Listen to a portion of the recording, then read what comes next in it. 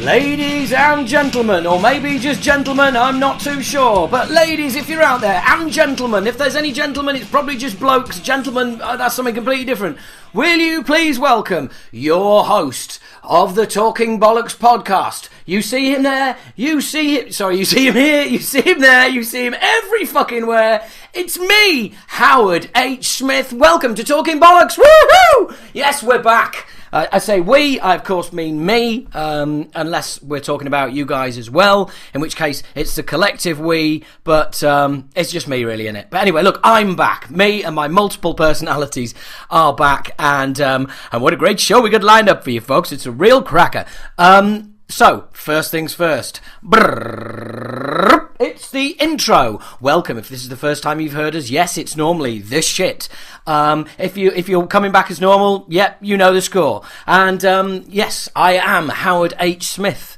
I have been performing stand-up comedy for the last 15 years. God, you can see I'm rushing my words out on it. It's like, because I'm excited. I'm looking forward to this. I've got some cool shit to show you. Anyway, yes, I do stand-up comedy as character comedian Keith Platt, professional Yorkshireman. You can get me at keithplatt.co.uk. Have a look there. You can find me on Twitter, Facebook. That's the website. That's all that shit out the way. Okay.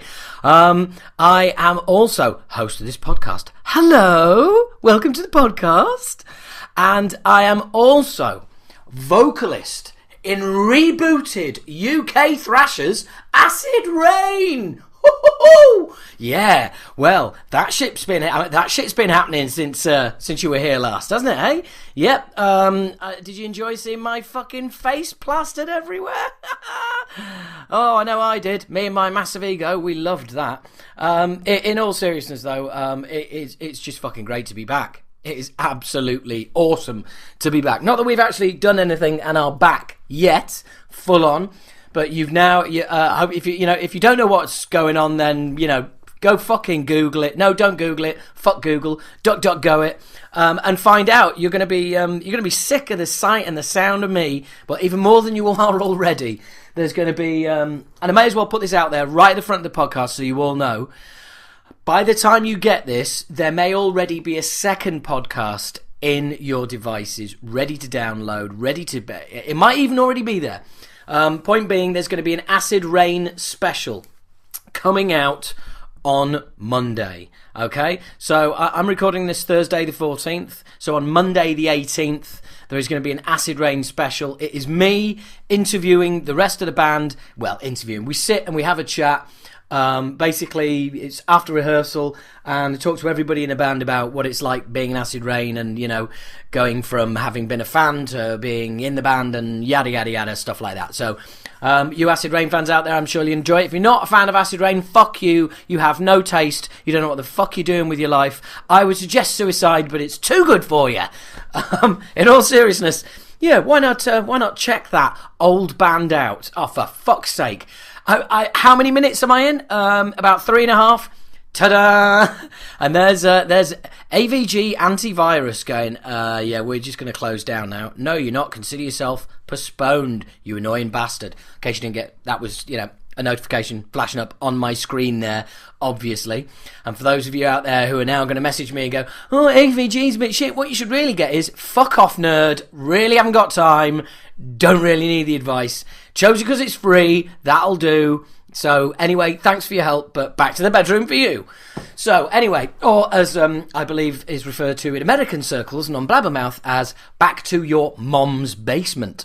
So anyway, it's great to be back. It's great to be back chatting to you guys. And yes, the whole Acid Rain thing is... Fuck off, will you? That's another notification on the bastard computer. Jesus Christ, this is something completely different now. Right, get rid of that. This is fucking exciting, isn't it? This is what you've tuned in for. Man fucks about with laptop. Yeah, this makes a great show. So anyway, right. Yeah, it's great to be back. The whole Acid Rain thing is out there and it's very cool. So that's enough of my ego. I've taken up, oh God, a good nearly 5 minutes with my total self-obsessed ego. So I think I should move on. Right, so... what's the first thing I've got to address is something from the last podcast, which I noticed on Listen Back and just thought, oh, you fucking dick. When I was telling the story about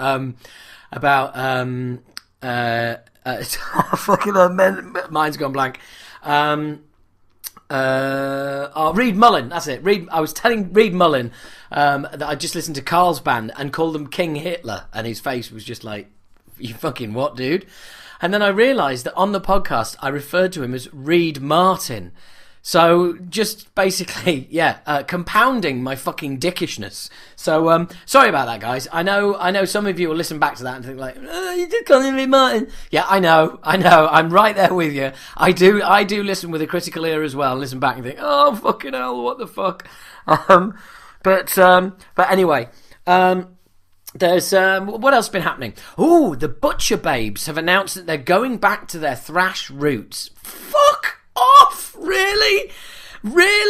They're going back to their thrash roots? How about going back? How about just trying to be a band? How about just trying to write one decent song, you fucking talentless bitches? Seriously, and this is not a sexist thing, it really isn't, and any women, ladies, girls listening, I am all for girl power, it's great, keep doing it. I'm not a particularly big fan, but I will be eventually. Someone's going to light my fire, and hello, got Zan from the Lounge Kittens on this show, so hello, definitely not a sexist, thank you. But yeah, the Butcher Babes, who the fuck are they? They're just they are doing no one any favours. They're doing women no favours, they're doing metal no favours, they're doing women in metal no favours, they're doing music no favours. They're just a couple of fucking... they're just like a couple of fucking strippers who got lucky. They must have some fucking blackmail evidence on an A&R guy somewhere. If you don't know who the Butcher Babes are, do me a favour, don't find out. Don't fucking bother. Don't look them up. Don't duck go them. Just fuck them off. Seriously. Anyway, moving on from that, I need to go just dip back to the Acid Rain reboot again. Yeah, I'm sorry, I know. It's back to me.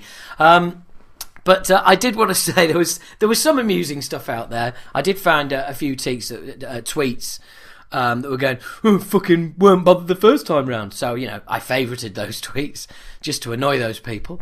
But also on Blabbermouth, that famous website where people go and leave really insightful comments and helpful, useful advice for bands. There was a certain guy called Alex Settle, or as I like to call him, Brainless Massive Cunt. There you go. Ding! First cunt, second of the podcast. Who decided to steam in and say, fucking hell, no shit, you can't reform. No, that was it. No shit, it's a reboot. You can't reform when only run one original member. No shit. And without wanting to sound like a teenage girl, and I totally thought, well, yeah, exactly. You're saying, no shit, you can't reform because it's only one original member. And the press release was, it's not a reformation, because there's only one original member. So what's your fucking point, you thick twat?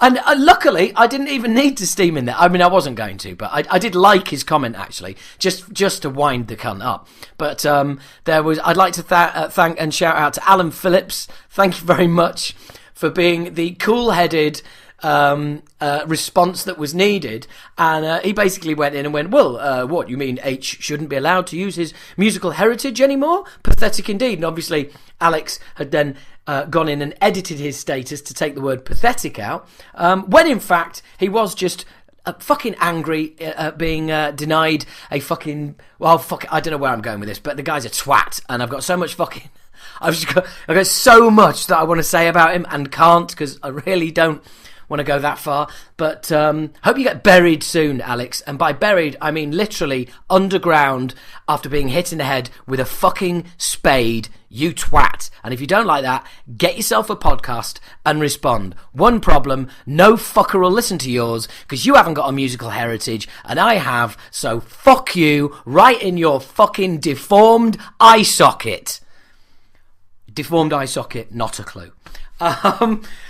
Onto a top tip. I cannot believe this. I was on base.com, that's B-A-S-E, base.com. Fucking, I gave the wrong web address before. If you like your CDs, you like your CDs cheap. I've found quite a few things on there that are cheaper than Amazon. But what they've got on there at the moment, unbelievable. They've got the King Diamond Roadrunner Years, which is a 5 CD box set. The first 5 albums, so that includes Abigail and Them, The first 5 albums, right, for £6.95. Just let that sink in. The first 5 King Diamond CDs in a box set for £6.95. Oh yeah, that includes postage. Oh yeah, I know that was your next question. Yeah, it fucking includes postage. £6.95. That is fucking mental. Absolutely mental. So just do it. It's fucking worth it, without a doubt. So, one thing that has been happening since the reboot. I know it's about me again. Now, I'll talk to you in a bit about that. Let's talk about some other stuff. Let's talk about JJ French of Twisted Sister offering up how Mike Portnoy got the gig of being drummer in Twisted Sister after AJ Perro died. And I couldn't fucking believe this, right? Apparently, Portnoy and JJ French was about to go on stage with Adrenaline Mob. That's who AJ Perro was playing drums with when he died, and he replaced Mike Portnoy, and they were sat waiting to go on. They were both kind of shaking their heads. And Portnoy looks across at JJ French and goes, "Oh, by the way, dude, just so you know, my calendar is free after May." Now, JJ French is fine with that, and they've got him in the back, and that's absolutely fine, and that's wonderful. So what I say now has no reflection on reality whatsoever. But if you ask me, if that is not the fucking drumming equivalent of ambulance chasing, I don't know what the fuck is. I mean, hey, classy, Mike. I mean, at least it's not like you went to the funeral, is it, and pulled an Alan Partridge. Jesus Christ. Just as they're lowering him into the grave. Oh, by the way, guys, I'm available. No problem, yeah? Sorry, is this the wrong time? I mean, fucking hell, I'm amazed. I'm utterly amazed. The band are cool with it. JJ French was cool with it. Obviously, I wasn't there at the time, and I've got a bit of a downer on Portnoy at the moment, but it just fucking... I just had this image of him, like, free, my diary is free, so, I'm right here. It's like, really? You're gonna do that now, are you? Fair play to him, though, he's got the gig, so, what the fuck do I know? Now, one thing I've talked to you guys about versions of songs and we're going to have Zahn from the Lounge Kittens on in a minute. And I've talked to you about, all the bluegrass versions and the fucking, lullaby versions and all that. Yeah, fuck off. Really not interested.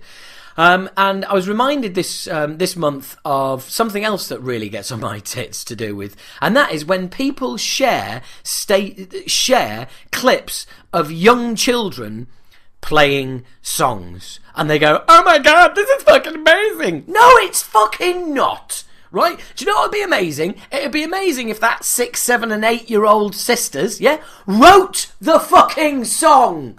That's what it's all about. There's even a joke in Spinal Tap about how he learned to play one of the Jimi Hendrix's song, I can't remember, Foxy Lady or whatever. He learned to play it when he was 16, and Jimi Hendrix didn't write it till he was 28. I'm just saying. It's a fucking joke. I mean, kids at that age, right, learning to play a song, it's just, all it is just, it's not a work of art to them, right? It's just finger exercises. It is just, right, that dot goes there, that finger goes there, da, da, da, da, da. They don't know, they can't experience the emotion of the song, they don't know what it's about, they don't know how to communicate it. All they've done is just simply learned how to do something. It's no more impressive than a dog fetching a fucking stick. Right? Or somebody training their dog to like open a door or something like that. It's the same level. Now, I know I'm comparing dogs to children. Well, you could argue that, raising them is exactly the same. Give them boundaries, discipline when they're right, and they won't be annoying cunts later in life. Yeah? But anyway, it winds me up because all it is about, right? I mean, all it's about is the fucking parents. It's the parents putting this shit on YouTube. It's the parents who want their 15 minutes of fame, and they can fuck off, trying to pimp their children out. It's a fucking disgrace. Really fucking winds me up. And not only that, right, okay, kids, you want to impress me? Write a decent song. Right? Write a decent song. One that isn't about pocket money, school, or Call of Duty. Right? Or falling out of a fucking tree. Just fucking... That's impressive. Writing... So it's the same thing as fucking X Factor. It's the same thing. which is, wow, yeah, that's a particular talent. Performing somebody else's song is a particular talent. Fucking hell, we're going back near tribute bands again, aren't we? That is a particular talent. Congratulations, right? But it doesn't mean that you can write anything like that. So it means that your talent is vastly reduced compared to the people who wrote the song. Just because you can play it, that's not even 50% of writing a song. Because you know what? You write a song after you've fucking written it. Oh dear, it fucking grips my shit. It really does. But anyway, you know, I'm as you can see, I'm really happy to be back. If this is your first listen, yeah, believe it or not, this is what it's like, you know, and that's what people come to listen to. I don't know. Also, just on the same, well, not the same thing, but I was in a shop recently, a high street shop in the UK, and there was a girl's Slayer dress. Okay, big logo Slayer, and it's a dress for a girl aged between 12 and 14. Now, I'm not a parent. I'm also not a paedophile, so don't worry, not going there. But the point I'm making is, fucking hell, that's a new low. Well done, Howard. Clap yourself on the back. But where I'm going is, I don't know on this one, and I really don't. Is that a good thing or a bad thing?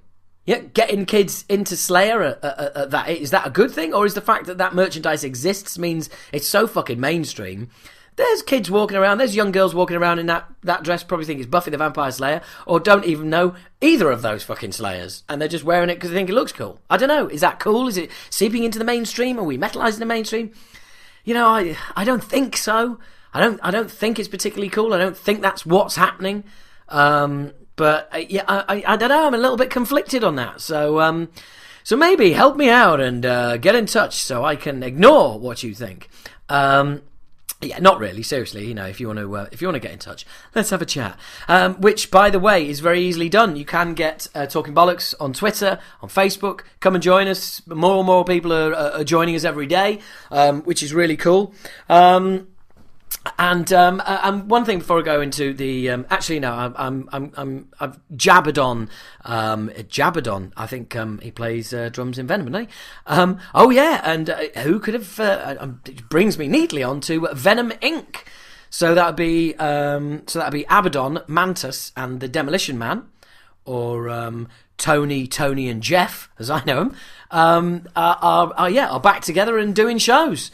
Yeah, a big surprise. Former Empire of Evil drummer Mark Jackson, who is now Acid Rain drummer, rebooted this month, was as surprised as anyone. So yeah, they're back on the road. So keep an eye out. Anyway, next up, first interview is with Zahn from the Lounge Kittens. Now, absolutely love the Lounge Kittens. Absolutely, totally adore them. I'm sure some of you have seen what they've done, absolutely love it. I'm sure some absolutely hate it. But what's really cool about what you're about to hear is the DIY nature of how the Lounge Kittens came about. I mean, it's such a metal sort of. It's almost like a sort of thrash metal back in the 80s story. I mean, they literally did. They did a song and they chucked it on YouTube and it went mental. And that's it. There was no plan. They weren't doing it for. Well, you're going to hear all this in the interview, but it's really cool. Excuse me, sorry about that. Yes, I could have edited it, but I'm not going to edit this either.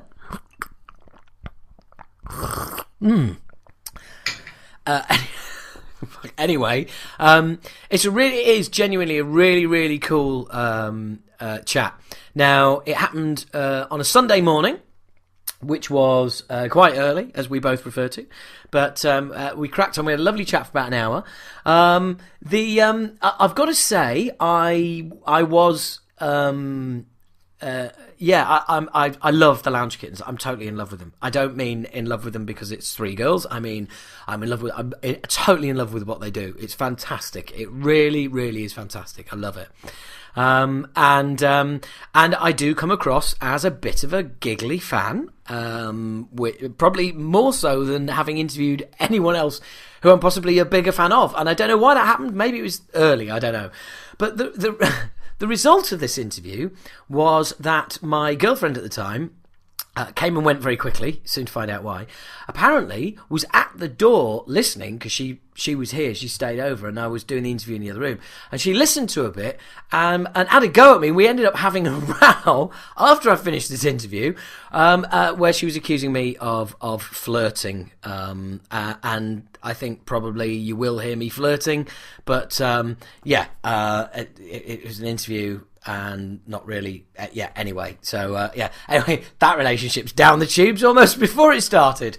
That's enough of me yammering on about me. Let's have me talking to somebody else. This is Zan of the Lounge Kittens. I'm going to post some links in case you haven't, seen what they do. But yeah, this is me talking to Zan of the Lounge Kittens a couple of weeks ago. Hello. Hello. Hi, how are you? I'm very well. How are you? Yes, very well, thank you. Quite awake for a Sunday morning. Yeah, I can't believe we both agreed to do this on a Sunday. Well, that's just another day. It's fine. So, what were you doing last night? Anything exciting? I went to see Turbo Wolf last night. Turbo Wolf? And, yeah, they're great. They're a great band. Sort of rock, sort of gypsy fusion stuff. It's really, really fun. So that was fun. I've been looking forward to that for a while. Cool. So, look, hello. Nice to meet you. Hello. Hello. I'm Howard. This is my podcast, Talking Bollocks. Hi, Howard's podcast, Talking Bollocks. I'm Zan. Hello, Zan. So who manages your Twitter account? Because I went from playing two clips of yours to tweeting you to getting patched into a tweet with your PR guys. I emailed them and said, hey, this is my podcast. I do stand up. I used to be in Acid Rain years ago, and Adam at your PR place emailed me back and went, dude, I remember your band back in the day. When do you want to do this? And that all took that was like an hour. Which band did you used to be in? Oh, it's a long time ago. I wouldn't expect you to know, but I was in a band called Acid Rain, and the rain was spelled R-E-I-G-N. We were we were a thrash band in the late 80s, early 90s. Oh yeah, that would be right up Adam Street. And way before your time, I would imagine.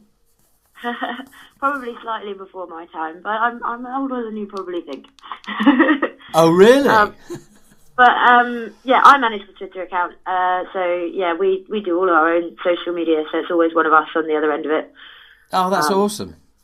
99% of the time, it's me. Oh, cool. Well, look, I want to get this out the way early doors. The band's coming back, and we're kind of rebooting at the moment, and hopefully we're going to be on the road by the end of the year. And if we play the lovely metropolis that is Southampton, you girls have got to come along and do something. What, I don't know, but do a song, whatever. Yeah, of course. Just let us know. Brilliant, because we'd love to have you along. We do a cover version of Hanging on the Telephone. Oh, nice. Yeah. We'd love to have you guys on it, or just do an a cappella version or whatever. I don't know. Who cares? Anyway, I got you. Yeah, of course. If we're in town, of course we'll be there. Brilliant. Okay, well, I've got you now. I've got you committed to that. That's a verbal contract. Excellent. Thank you very much. Look, I really am just like right out the gate with you guys. Literally watched Duality and Rollin', fell in love with what you do immediately, and just thought, oh my God, I've got to get you guys on the podcast. I've been going just over a year, and my apologies, but you are the first female guest, so I do apologise. That's all right. I consider that quite the privilege. Well, I realise I should have had more women in before. I was trying to get Gloria Cavaliera on, and we missed each other 3 times, which was just unfortunate. So yes, thank you for coming on. And like I said, I'm completely kind of new and green to the Lounge Kittens. So I apologise in advance if we cover ground that you've covered a million times before with other people. I'll try not to. Well, we've only been going just over a year, so I have yet to reach the millionth time somebody asked me how we got together, but it's okay. Oh, Don't mind telling the story. Good. Well, look, to be honest, I kind of think that all that stuff's probably out there, and I try to get to parts with artists that other people don't, if you pardon the expression. But should I be worried? Yeah, exactly. Well, if we were video Skyping, maybe, but no. No, look, I just wanted to ask, how do you? And I'm sure you've answered this loads of times before, but I'm really intrigued as to how you pick tunes to work on. Is there any criteria, or is it one brings it to the table? How do you do it? Well, there's loads of criteria, and yeah, people ask this a lot, and I still find the process quite fascinating. Firstly, we start with songs that we love. That's the main criteria. It has to be a song that not necessarily all three of us love initially, but it's got to be a song that we really love. We're huge fans of all of the music that we cover, from Limp Bizkit to Sean Paul. So yeah.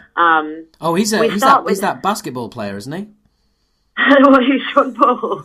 Yeah. Sorry, it's all metal all the time over here. Oh. No, Sean Paul is a Jamaican rap hero of ours. He was very, very big in the noughties, and is still incredibly big today. Yeah, I know he is. I'm kind of pulling your leg, but sorry. I pull my leg on the phone. I can't tell if you're pulling my leg on the phone. Well, I have been doing stand up for 15 years, so just presume that I'm just not a wanker, and I am actually just trying, inverted commas, to be funny. Okay. See, I always assume that everybody is a wanker, so there you go. We're fatally flawed from the word go. Well, three young ladies in the music business, I'm sure you have met a stack full of wankers already. Do you know what? Everyone's really nice to us, and I'm not sure if it's because we've got boobs or because they think that brightly coloured hair means we're a little bit special, but so far everybody's just been super, super nice to us, and it's actually been really cool.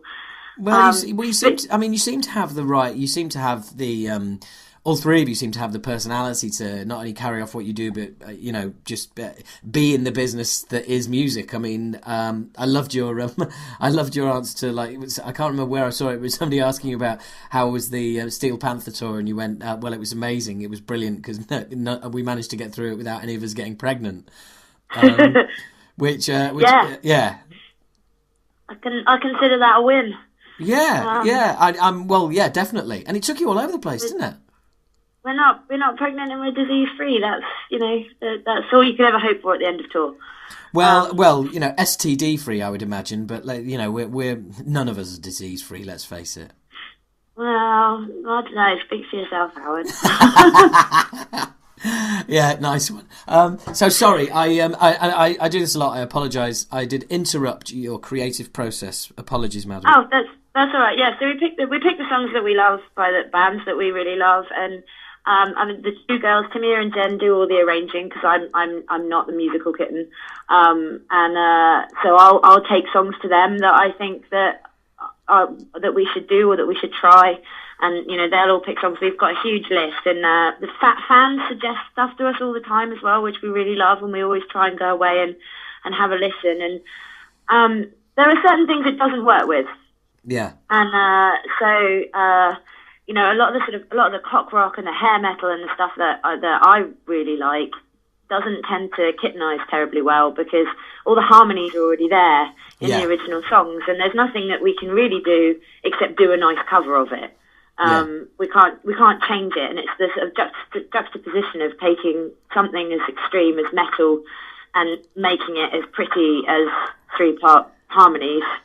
That's the beauty of it, is being able to really change something. Well, absolutely. I mean, I've always said that there's only two ways of covering a tune, and that is either doing a replication of it, where you try and get to stick as close to the original as possible, or you tear it apart and put it back together again and do something completely different. Yeah, I completely agree. I mean, you're never going to sing the song in the same, as good as the original artist sings the song. So you've got to do something else with it. And, it's also a really great way of us us getting to sing stuff that, you know, we'd like to sing, but, you know, isn't suited to our voices. So, you know, we still get to sing the songs that we love, but just in our own way. Yeah, and speaking of which, were you surprised by a lot of the childish bullshit that came up on YouTube when you did Duality by Slipknot? I don't know. We weren't surprised. We had our fair amount of hate from the Limp Bizkit fans as well. But I find it a really interesting debate, and you have to be in the right frame of mind to go back and read those comments, and we do read the comments on our page, and we do respond sometimes. And I've seen you responding. You have to be having a good day. Yeah, so it's not something to do when you're feeling a little bit, you know, poorly or whatever, and it sort of shakes your confidence. But it's not the kind of thing you're going to do to cheer yourself up, is it? No, and I find it really interesting. I mean, because I grew up before we had this sort of accessibility to the artists that we love via the internet, and so it's a totally sort of new thing to me. These sort of teenagers where they can access the people behind the music that they love so much, and give them their opinions. And Slipknot fans are very, very, very protective of the music, and that in itself is amazing because that's what music's about. And you know, for music to affect you that much is wicked. But it's quite strange, the idea of then sort of going and attacking somebody. So just don't listen to it. If you don't like it, don't listen to it again. That's fine. But quite a lot of them, I spoke to quite a lot of the maggots that were really quite persistent in their hatred towards us. And most of them eventually, once we talked back to them, just turned around and they were like, "I'm really sorry. The music just means so much to me, and your thing isn't my thing." And it was like, "That's cool. It's not your thing. Yeah. Go you." Wow. And turned out to be really super nice. It was such a weird time. Yeah, I mean, metalers are very, very protective at best, as you know by the sounds of it. You are one, but it's definitely. I think it's it was very interesting to see the comments. Very disappointing as well, because as an artist, I hate saying that because it sounds like I got my head up my ass, but as an artist myself, there's nothing more pleasing than seeing somebody take something you've created and create something completely new and unexpected out of it. I mean, to me, it's an absolute massive buzz, and what always I find frustrating when I see that kind of that tranche of negative comments is that what they don't appreciate is I will bet you every single penny that I have that the artist, as in Slipknot and Limp Bizkit, absolutely fucking love it. Yeah, well, we spoke to Corey Taylor a couple of days after we released the video, and he loves it. So.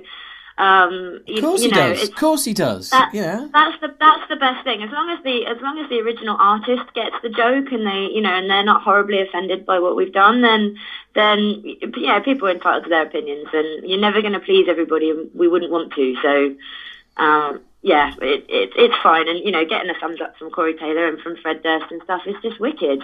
And if the original artist is offended, hey, fuck them.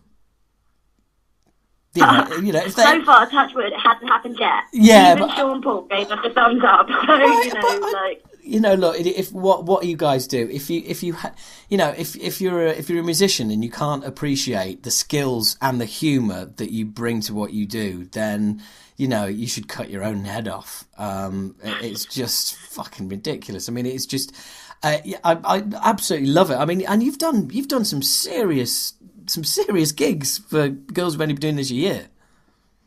Yeah, you're telling me. Yeah, I know. Wow. Yeah, that's when you find out. That's when you find out that adrenaline is brown.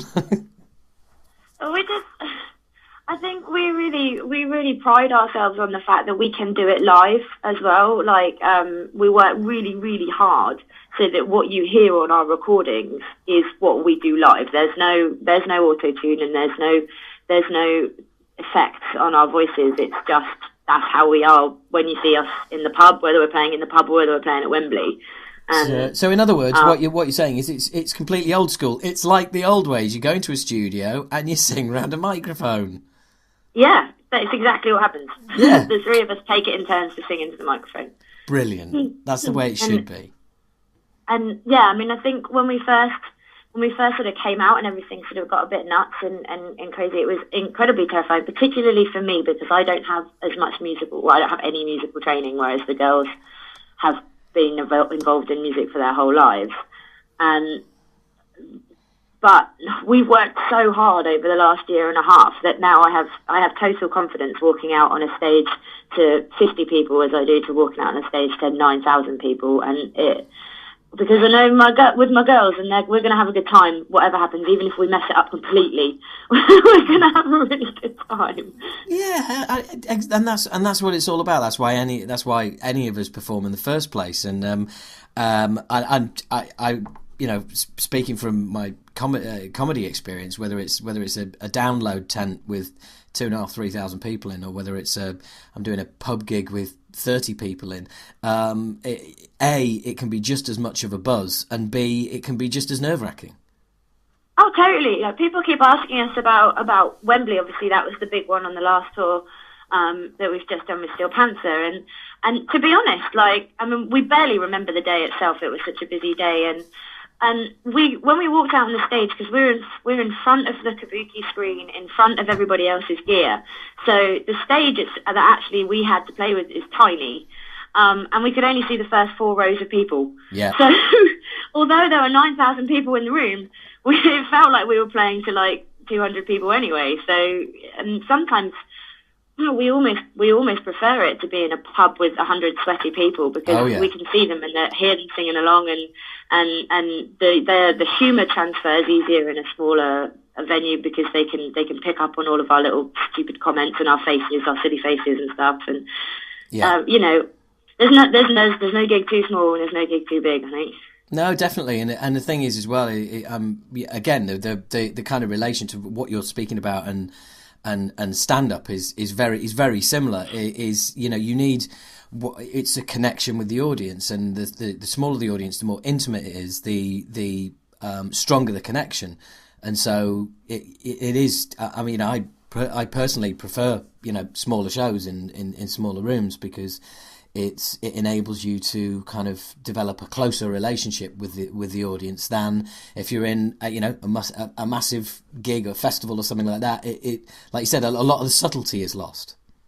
Yeah, exactly. I mean, festivals are particularly hard because if you're up on one of those big stages, the audience is really far away from you. Yeah. So you've got 30 odd feet before you even get to another person, and it's really hard to, especially if you've got a small slot. If you're only doing half an hour, it's really hard to sort of build the humour up and put people at ease. Because the thing is that we want people to laugh, and people don't do that instantly.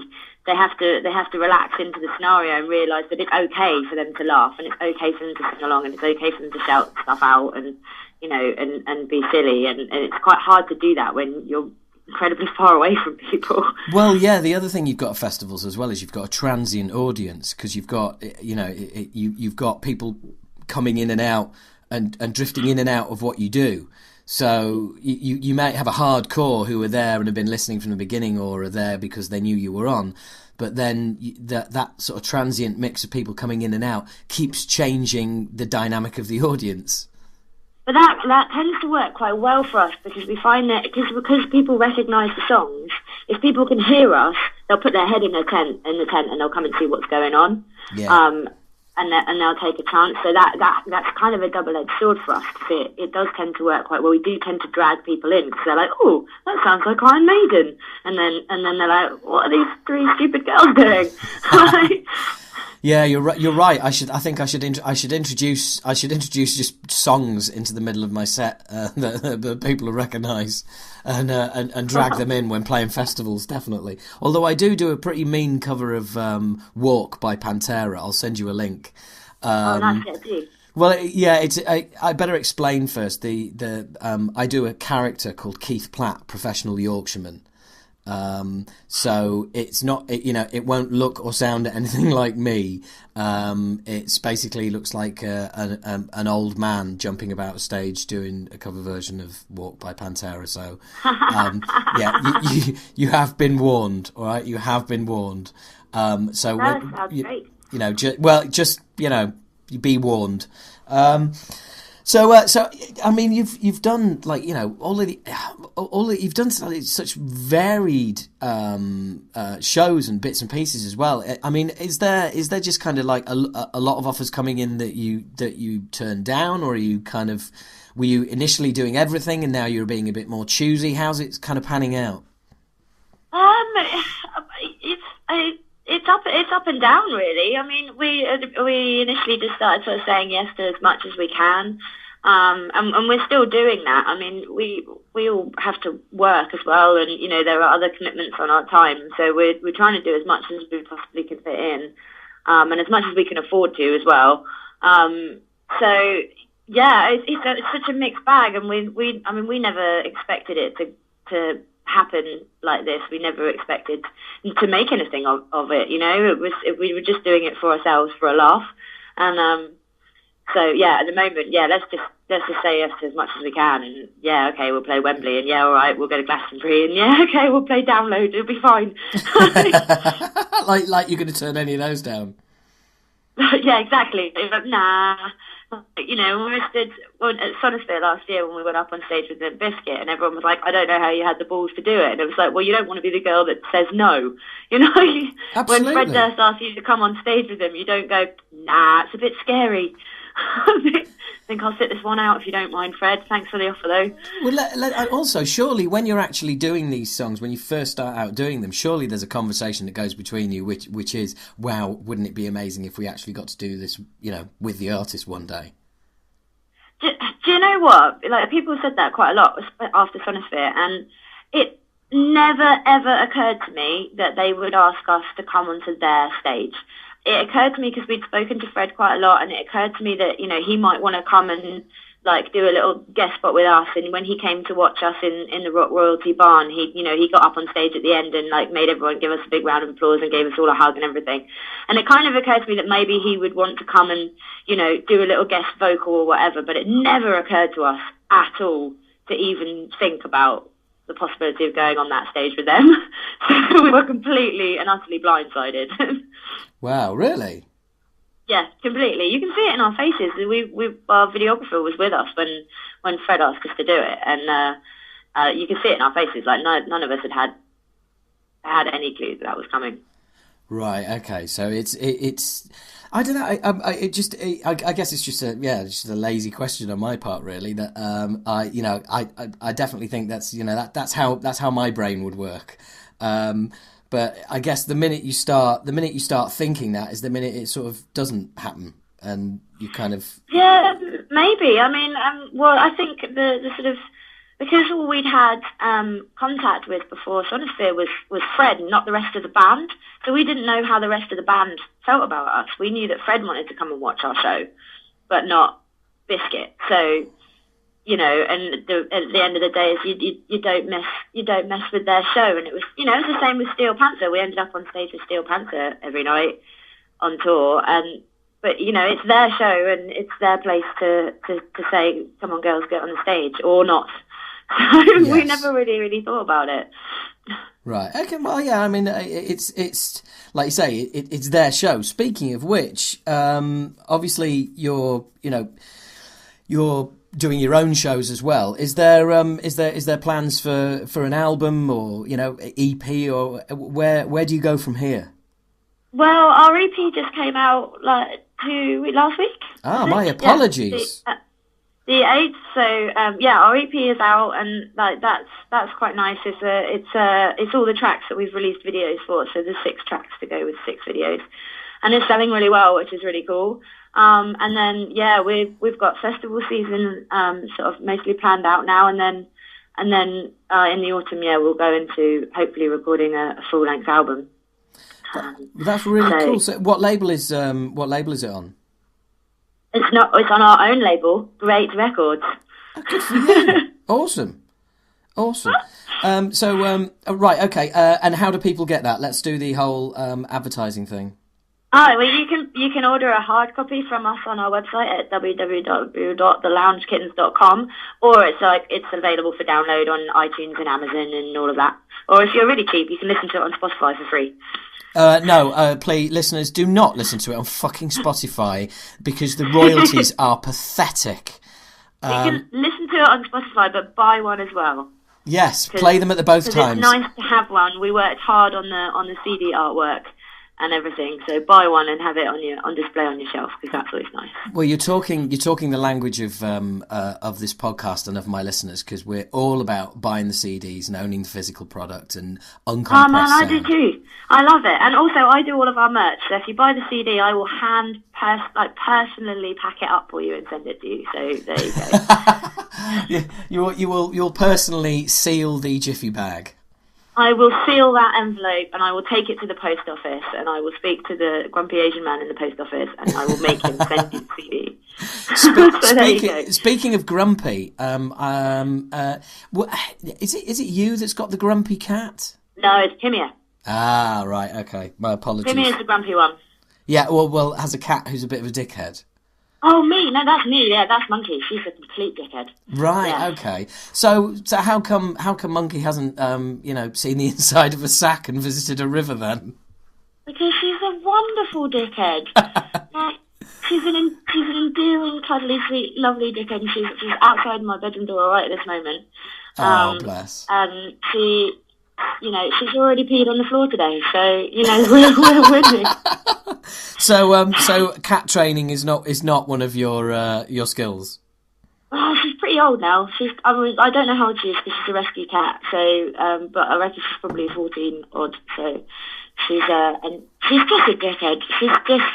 You think she likes you, and then she'll bite you, and then but then she'll be your best mate 2 minutes later, and yeah. Let me guess. Eat too many biscuits and throw them up on the floor. Yeah, let me guess. Those best mate bits would be when she's hungry and you have food.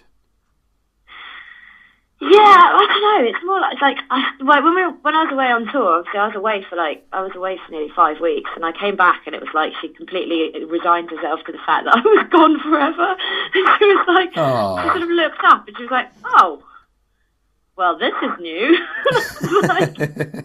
All right then, nice to see you too. And then she was sick on something, but to celebrate you coming back. Just what she does. If she's cross, she'll throw up on something. If she's happy, she'll throw up on something. She just does it on purpose. Oh dear, I'm sorry to hear that. That's all right. I love her. We've been mates for over 10 years now, and we've got our system, and it's fine. Wow, so she is quite she's quite an old cat then. Yeah. We've been together for a long time. Oh, marvellous. So you've all got cats. Have you considered putting them all together when you go away? Oh no, God no. Monkey doesn't play well with others. I see. Yeah, Jen's got 2 cats. She's got Riku and Mewan McGregor. And excuse me? Yeah, Mewan McGregor. That's right. He's literally the biggest cat you've ever seen as well. Like, he's enormous. He's like an actual panther. It's ridiculous. It's just a huge cat. And then Timia doesn't really have a cat, but she does kind of steal the cat from next door, where she lives. I often find that cat in her house. So. Yeah, I've mainly pigeons trying to get into my flat, so that's just it's just probably just as well I don't have a cat. Otherwise, I'd just have feather fights all the time. What do you keep in your house that attracts pigeons? The pigeons want? What do they want? No, I think it's just living in London. The sky rats are just everywhere, and I actually have a bird feeder which I've put out recently, and it's attracted a lot of blue tits, but blue tits are really picky about what they eat, so they throw what they don't want on the floor, and then the pigeons rock up. So they just can't be choosers, blue tits. Well, yeah. Well, I know. I should get you to have a word with them. But yeah, and then the pigeons come in, and they're just like sky rats. They're just absolute scum. but I'm having a running battle with them. I actually during a recording of a podcast last year, because I record it at home, I actually had to throw a shoe at a pigeon whilst I was recording the podcast. I know. Poor shoe, hey? Yeah. Poor shoe. So do you have to? Sorry, go on. I say that about the blue tits, but Monkey will only eat one very specific type of biscuits. She won't even eat another type of biscuit from the same range, from the same maker, but a different flavour. She will eat one type of biscuit only, and that is it.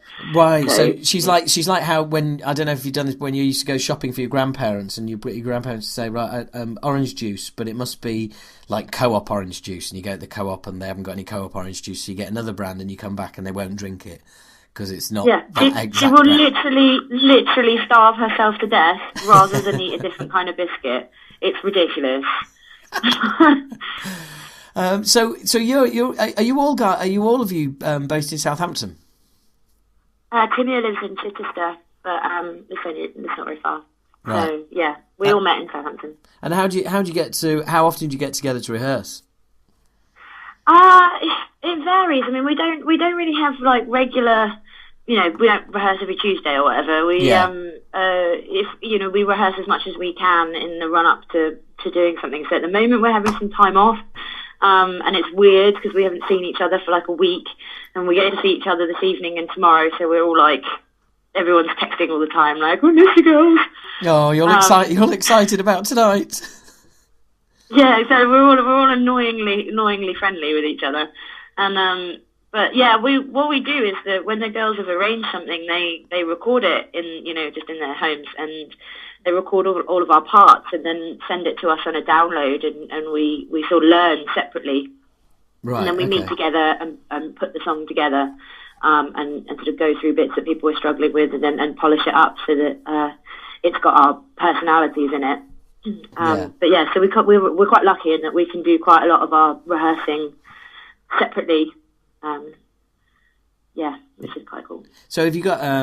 Can you give us a little window into any stuff that might be coming up that the world of metal should be prepared for? There's so much. There's so much we're working on at the moment because we haven't been able to write for a little while. So the list has just been getting longer and longer. But obviously we just announced download on Friday, so expect to see some new songs popping up from some of the bands that are playing across download weekend.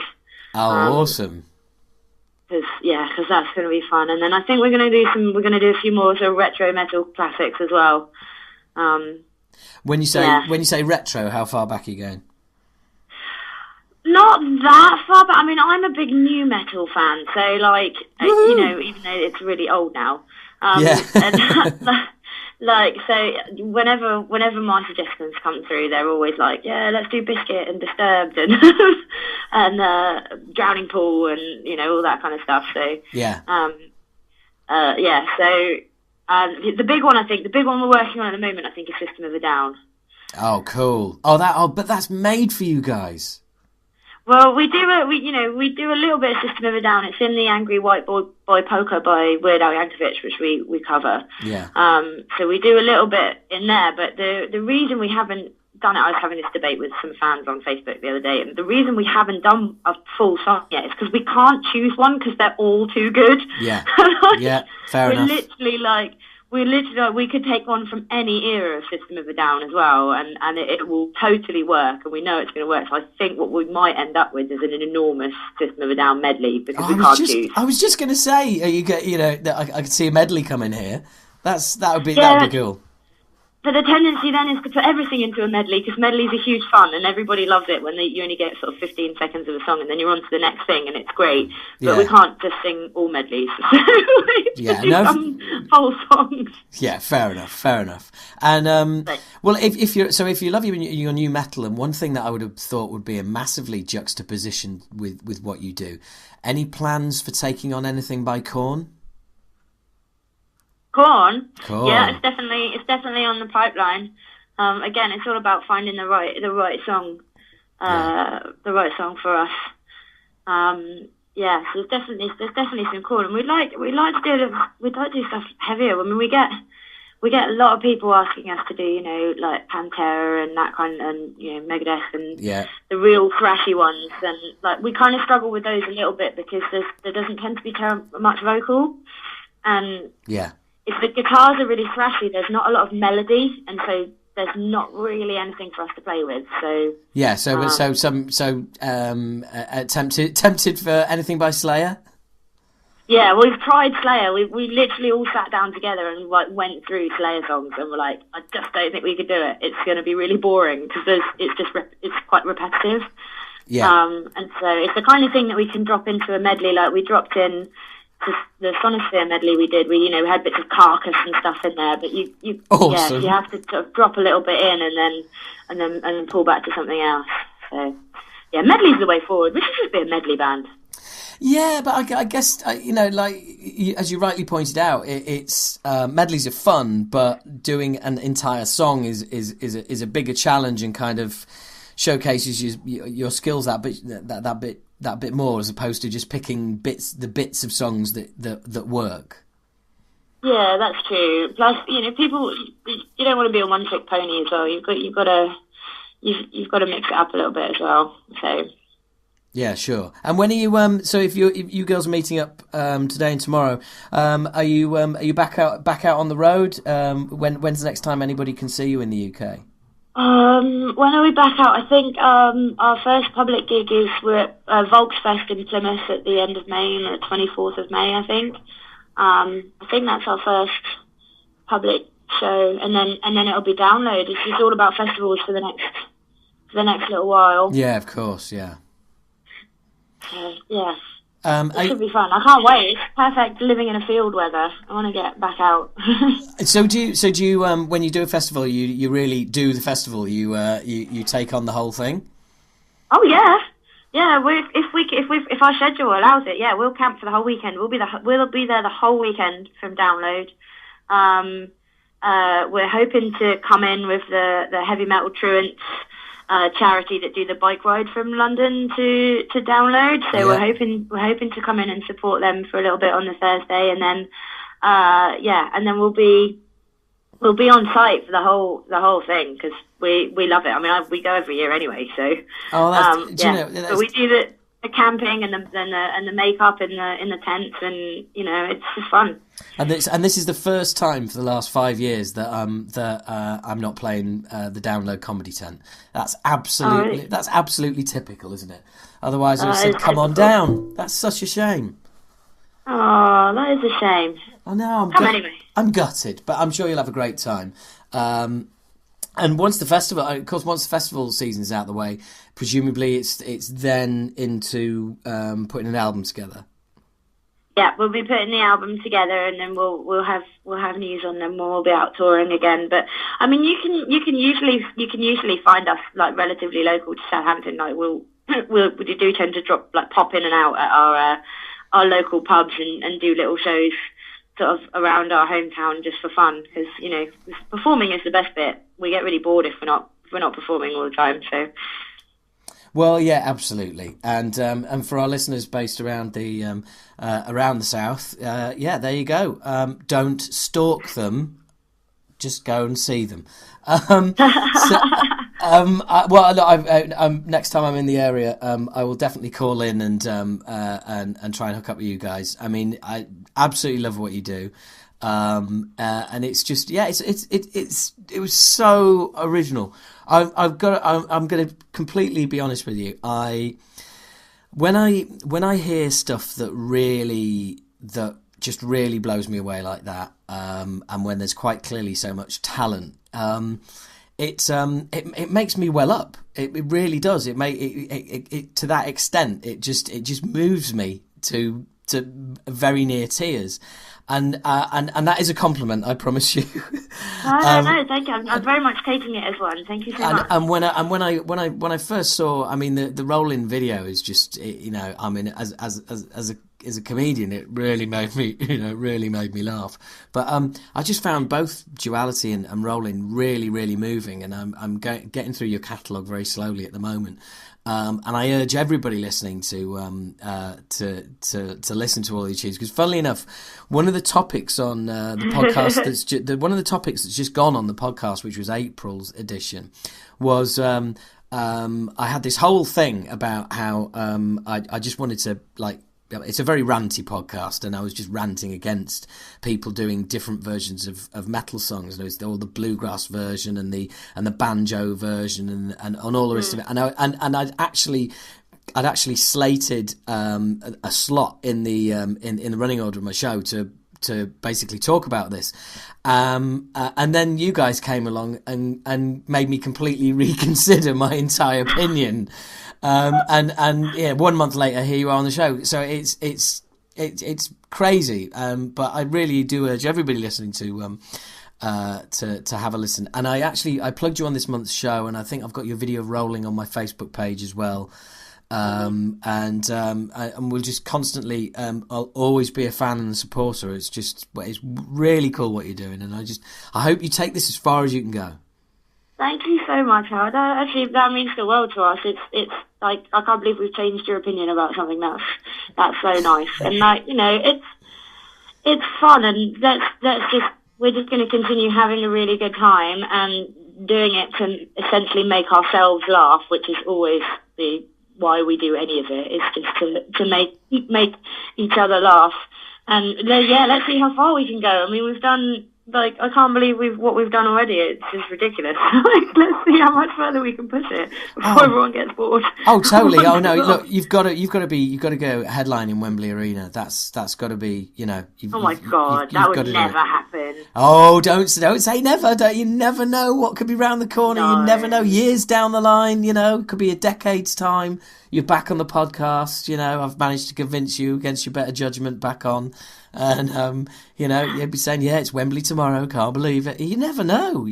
This thing could go huge. You could blow up. If there's anything I've learned from the last year and a half, it's that you really do never know. Like, we've been so unbelievably lucky to, meet some of our absolute all-time heroes and go and share stages with them and play some of the most iconic venues and festivals in the world, and like, all from the fact that we all got together one day and thought it'd be funny if we made a video for our cover of Rollin' and put it on the internet. And it's, how lucky is that? Like, I'm unbelievably grateful and constantly blown away. Even after 30 days on tour with Steel Panther, we're watching the show, and every night we're like pinching ourselves on the side of the stage, what are we doing? This is our job. That's so. Look, the enthusiasm comes through in your voice, and I'm completely enthused for you as well. Honestly, it's awesome. It's awesome. And is that really what happened? You just, that Rolling video, is it the same one that you just put that together, and that's? Yep. Really? Yeah, we got together and we thought. We did it for ourselves. We all sing together in the choir that Jen leads, and we thought it'd be nice to sing just the three of us. So we started working on the songs, and we were just thinking, we'll play our local pub, and we might do a couple of weddings, and earn ourselves a little bit of pocket money, and in the meantime we get to do some songs that we like. And we did Rollin', and we were like, this song's wicked, it's hilariously good fun. And somebody said to us, one of our mates was like, oh, you should make a music video. And we were like, that sounds like fun. So, our friend Marianne, who's a really good videographer, came down, and we just spent a day in that beautiful house, just literally just dicking about. I was just going to say, whose fucking house is that? Because it looks amazing. It's a friend of ours, and you know what? We filmed like 5 videos there now. So we've like exhausted her entire house. It's a friend of ours. She's a lady called Kerry, who's in Jen's choir, and we were looking for somewhere with a grand piano in it because we wanted to film around a piano, and she was like, oh, I've got one. And we turned up on the day, and her husband Harry were like, oh, we've got all of these cars, would you like to use the Ferrari? And we were like, yeah. I was just made. It just all started coming together. It was like they're all like the planets are aligning. Yeah, it was a total fluke, and since then, I mean, the Duality video was shot in the same place, in a different part of their grounds, and our Party Hard video was shot there, and the Glory Hole video was shot there. In fact, so we just Brilliant. every time we're sort of stuck for a space, we're like, Kerry, can we come back and shoot another video, please, in your fabulous house? We literally just put it up on the internet, thinking that, you know, a few hundred of our friends here would like to watch it, and 2 days later, after it went up, Fred Durst got hold of it and posted it all over Limp Bizkit's social media, and it just went nuts. Wow. And we haven't stopped since.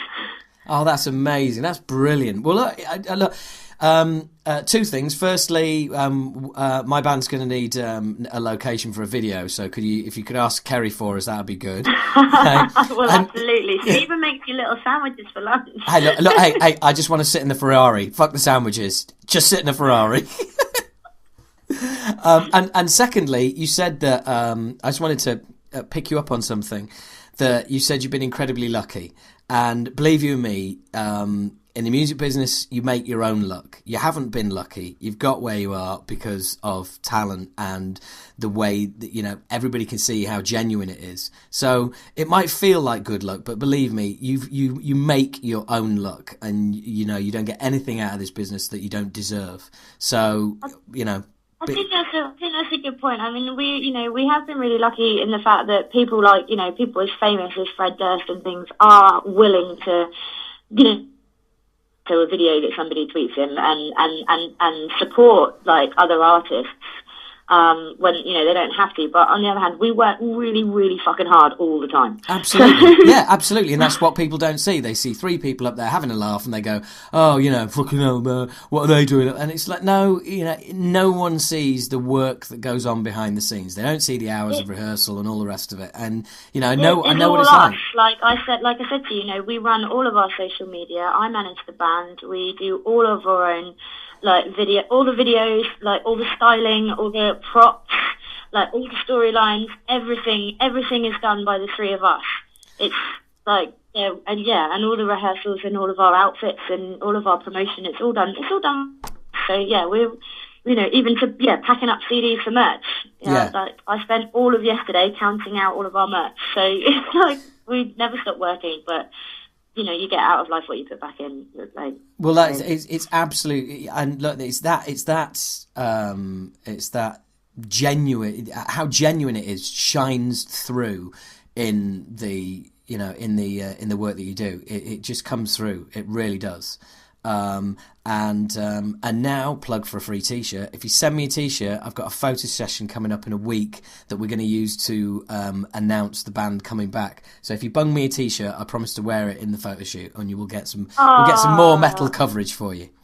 Of course, yeah. Just drop me a message and I'll sort that out for you. Cool, marvellous. But yeah, this is, you know, you said you started this conversation with, I can't believe you agreed to do this on a Sunday morning, but this is the best way to start a Sunday morning. Can you phone me up every Sunday morning and tell me how great I am? I'm just going to go off with on my day and be like, yeah, I'm pretty cool. Hey, look, we can do that. Hey, if I get a free t-shirt out of a free t-shirt and a video shoot location, then and sit in a Ferrari, then yeah, sure, no problem. We'll do this every Sunday. I mean, you know, this is a two-way thing here, Zan. Don't you worry.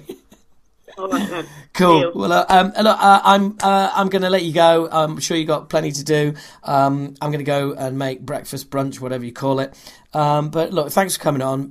Just increased success to you. I'm going to now tweet you links to the Acid Rain Hanging on the Telephone and my Keith Platt version of Walk. Absolutely, do it. Enjoy those when you can. And are we following each other on Twitter? Do I need to send? Or I'll tell you what. I'll send you my address on Skype. Yeah, do it on Skype, and that'll be cool. And we'll give you a follow on Twitter, of course. Yeah, it's been an absolute pleasure to chat to you. So thank you. Yeah, and you, not at all. Continued success, and I really look forward to bumping into you soon. And if I don't bump into you before, hopefully we'll be performing in Southampton at some point, and we can all get together and have a sing. Yeah, good luck with the band launch. Thank you very much. Well, yeah, it's a reboot, relaunch. Oh God, it's you don't want to hear it, honestly. Anyway, have a great day. Say hi to the girls, and you take care. See you soon. I will. Thanks, Howard. Bye. No problem. See you. Bye. Bye. And there you go. That was my interview with the Lounge Kittens. Yes, I've learned I'm not putting the big stings in there if the interview's a bit quiet. Yes, hey, I hope you like that. So, there you go. That's fucking... I don't know why I did that. I've got no idea. But there you go. I've got no idea why I do any of this. It was just really lovely to speak to Zan, and then not 20 minutes later have a massive blazing row with my then girlfriend. Jealousy, it's a wonderful thing. So anyway, thank you. Yeah, throw your accusations my way. Yes, I was flirting. I'm aware of that. I was a bit of a giggly schoolgirl. I just love what they do. And you know what? Zan, absolutely true to her word, did send me a Lounge Kittens t-shirt, as I'm sure most of you who've listened to the interview will have realised, oh yeah, so that's how come he's wearing a Lounge Kittens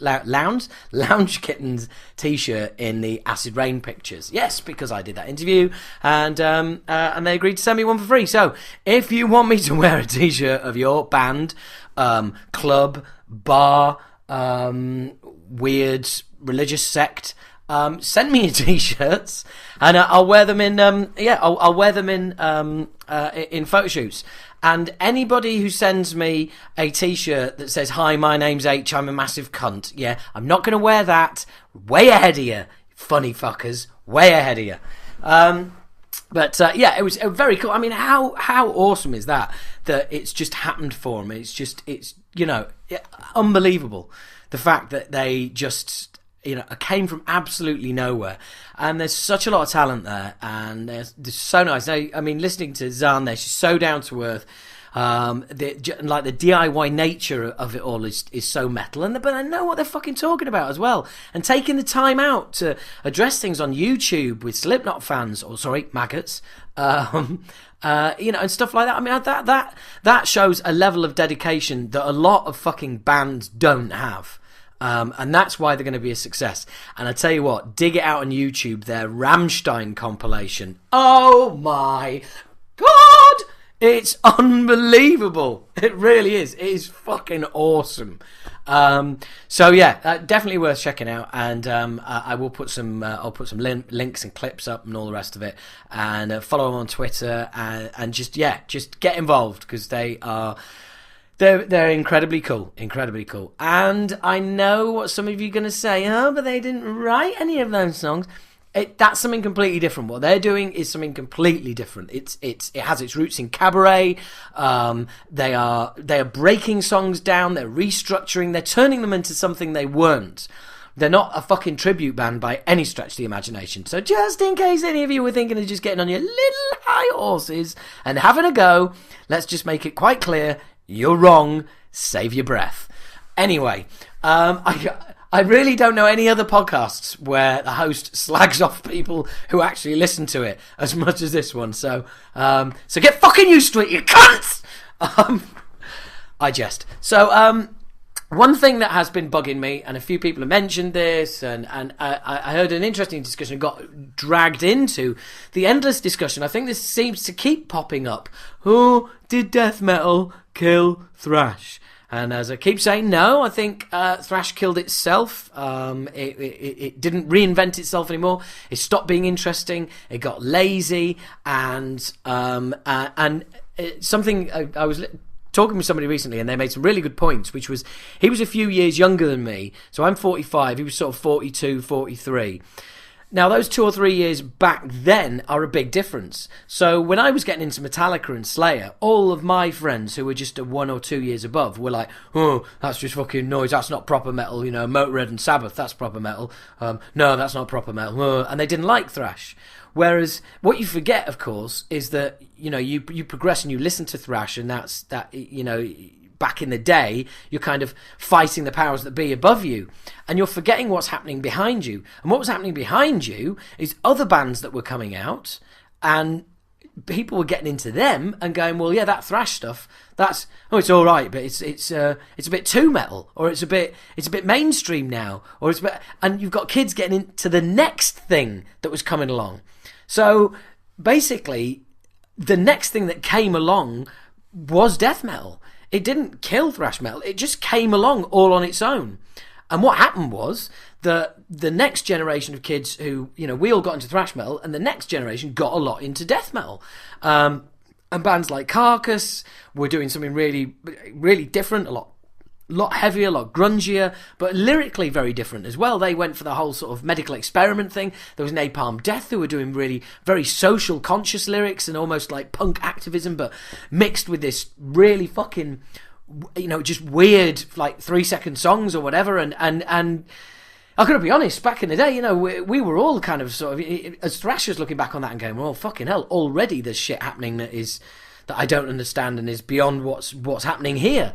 And that's what happened. I mean, you had death metal was something interesting. You had Chuck and Death writing about interesting subjects. Writing about abortion and all of its all of the themes around it, and whether it's a woman's right to choose and all sorts of stuff, like Pull the Plug. About whether euthanasia is something that should be allowed. And meanwhile, thrash metal bands were busy rolling out their 47th song about global warming, which had just been discovered, or another song about being in the pit, and it was just a lack of creativity. The big four, they ploughed on, and the German four, Tankard, they were gone. Sodom and Creator managed to hang around. Destruction were hanging in there, disappeared for a good 5-6 years. So it is, thrash. It's a lot of people go, oh, thrash never died. That fucking annoys the shit out of me. Yes, it did. It died. We all had to go and get proper jobs. So your memory is wrong. Just trust me with that. Your memory is wrong. Thrash did die, just the big four, and 3 of the big 4 in Germany survived. And hello, Creator, Renewal, that's virtually an industrial record, yeah? Things, they had to do stuff to, they had to do stuff to survive. It's weird I'm talking about these bands, they're like, yeah, I know, I had to suck dick on the street, but I had to do something to survive. It's just, yeah, we had to suck industrial cock just to get another album out. Anyway, yeah, but you know what I mean. So anyway, there you go. That's just shit that's going on, flying around in my head. And speaking of what happened then to thrashers then moved on. We then had grunge happen, and then the scene was splintering all over the place. Bands like Primus and Fishbone were coming into it, and were accepted. And we're totally accepted. I'll tell you who else came into it and who was accepted. Faith No More. Cheesy Link.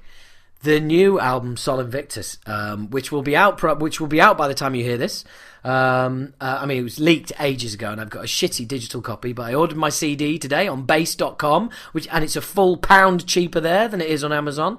That's bass.com, people. Bass.com. And if there's anybody listening from bass.com, throw me a few quid, yeah? For fuck's sake. But anyway, yeah, it's good. It's seriously good. I mean, there are times where it is fucking, oh my god, dick-hardeningly good. It really is. It gets me moist. And there is times where it's fucking crazy. Like proper, like out there, Faith No More nuts. The kind of thing that when you go and see them live, remember you used to go and see them live and they do like 3 or 4 big songs and you go like, fucking hell, it's awesome. And everyone's going crazy and singing along. And then they do like 3 or 4 songs you've never heard before. And jam while Patton sits on the monitors going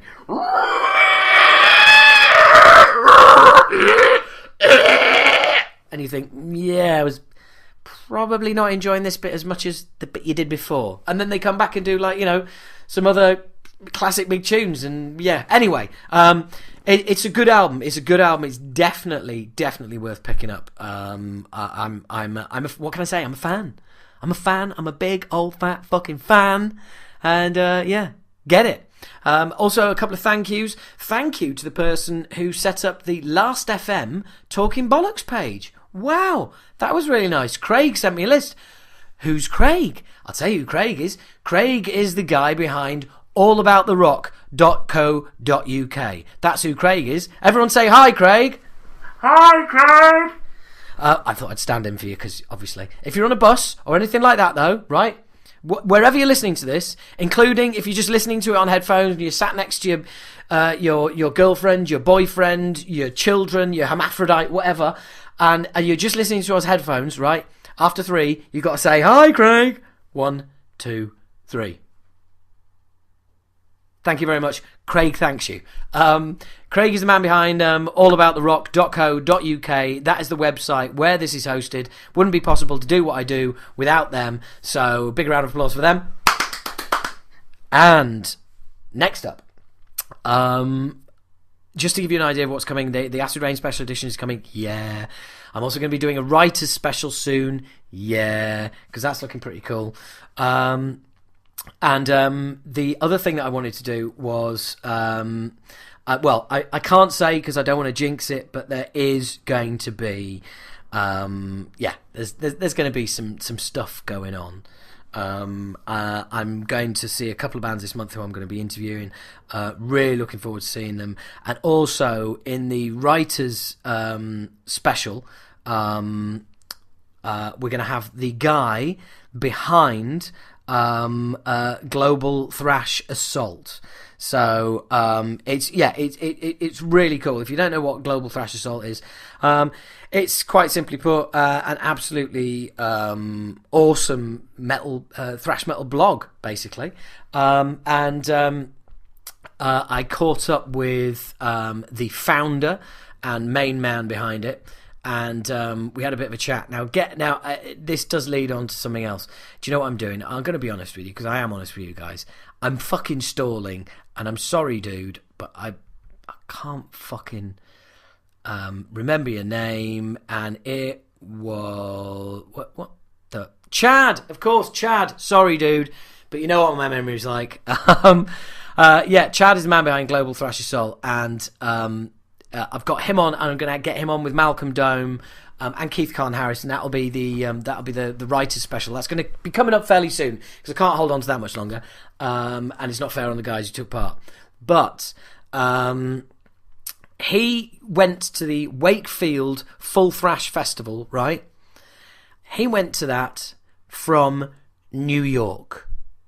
Yeah, okay? Just take that in again, yeah?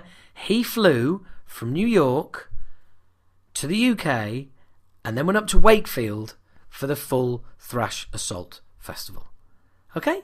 Sorry, not Assault. I threw that in there because I'm thinking Global Thrash Assault. No, the Full Thrash Festival. Right. Now, for those people who keep posting on Acid Rain Facebook pages, "Oh, I hope they play near Carlisle," or "Oh, are you playing Manchester?" Just fucking take that in, will you? The guy went from New York to Wakefield for a thrash gig. He's saying he can drive for 8 hours and not get out of his state. And he thinks nothing of doing a 12-hour round trip to see a band. And we live on this tiny little island, and people fucking moan if you play more than an hour and a half away from where they fucking live. You're fucking spoiled. You really are. Honestly.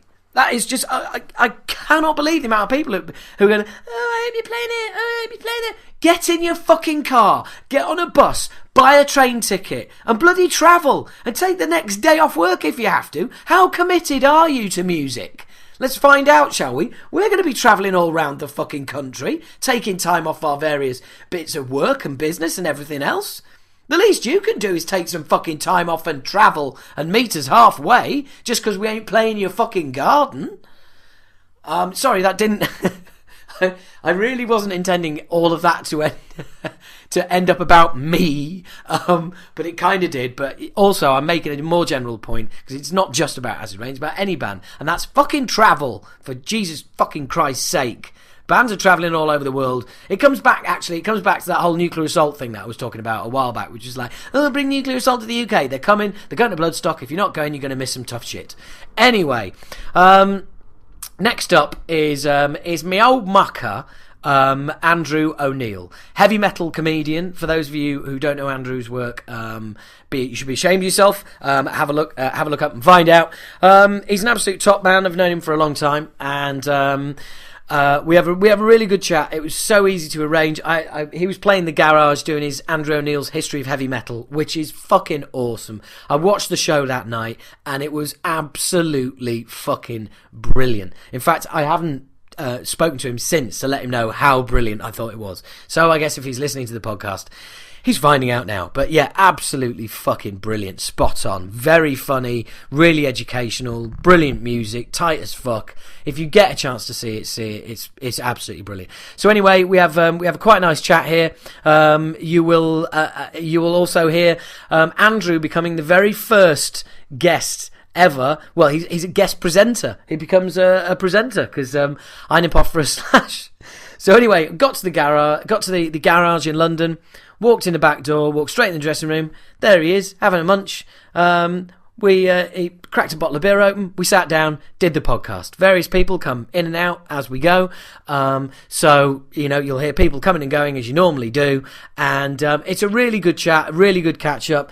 He knows his onions when it comes to metal, and I like to think I do too. And this is us two talking comedy, metal, music, you fucking name it. Enjoy. It is rather nice, yeah. Yeah. I'm just going to try and get some levels here. So let's take it down a bit because that's quite loud. If we do the opening song and do the end song as the ones we want to get, yeah, and then the rest, If you get anyone with any cameras that are worth anything, everyone is filming. Yeah. And if you can collect as much footage as possible, that'd be cool, wouldn't it? We'll have something to cut. We can cut something if we can get hold of that footage. So it's worth it.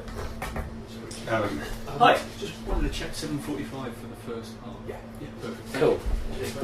So it's halves, is it? Yeah. It's an hour and a half long. Awesome. It's expanded. Have you seen it before? No, I haven't. I'm really looking forward to it. Me too. Looking forward to it. I mean, and you. Oh yeah, because you said we get a mention. Yeah. So I'm. Oh, yeah. Excellent. I'll shout out at that point. Over here, ladies. Quite rightly. Yes. This is sold out though. That's fucking really impressive. But like you said, support slots. Yeah, I can totally see that now. Because the metal world is it's awesome, but it's not very flexible. Well, trying to get just like metal itself. Trying to get into Bloodstock and going, look, like seriously, guys, it's a frustrating thing. But also the flip side of it is, I never expected to be in a band that's had the success we've had. Yeah. And it's exactly because we hit the steampunk thing at exactly the right time. And we surfed that wave, and that gave us some gigs and a bit of a following, and then off the back of that, people told their friends. And then I'm always surprised at the number of proper metalheads and really lovers. Well, I think the first time I'd ever really heard of steampunk was when you said to me, "I'm in a steampunk." Well, band. yeah, totally. And that was the kind of first that I'd kind of heard of. And then seeing you live as well, it was like, right, okay, so that's what this thing is then. Well, that's the tricky thing, because we're completely unlike anyone else that has any connection to steampunk. Right. All the other bands that explicitly call themselves steampunk are 1,000 times more polite.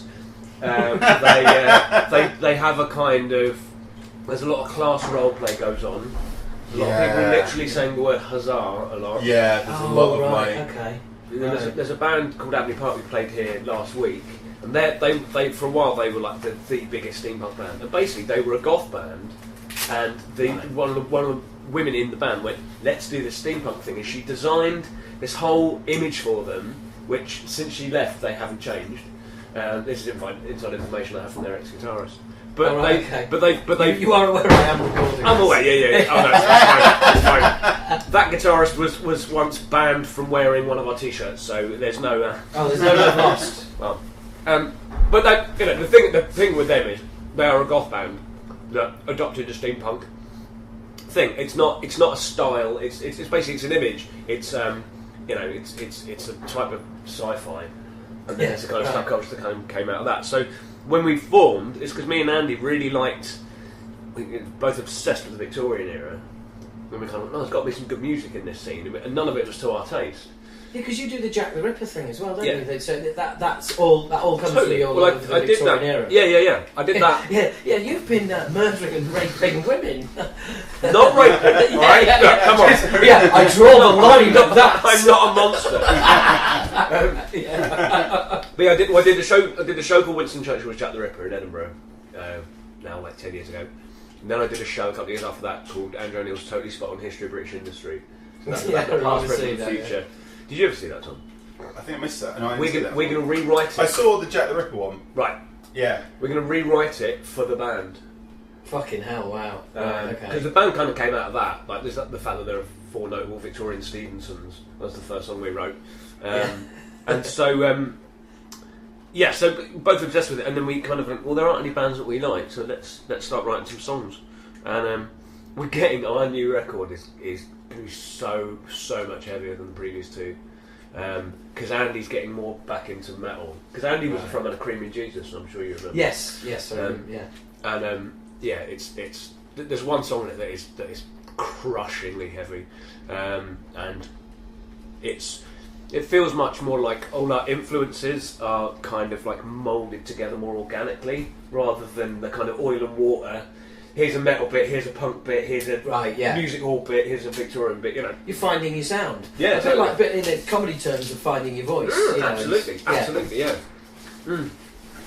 So we had something we came up with in Andy's back garden. Literally, Stephanie's got a photograph of us in his garden doing our first ever jam, and then people really liked it, and they seemed to sort of keep liking it. So like when the guys from Necro Ritual, who are black metal band who are mates of mine, they love us. I'm like, but you're like actual like smashed up churches, allegedly. Allegedly. It's they really like it. So it's just nice to do something that's completely and utterly the thing we wanted to do. I mean, Well, entirely believes in ourselves, and other people really like it. but also, is it?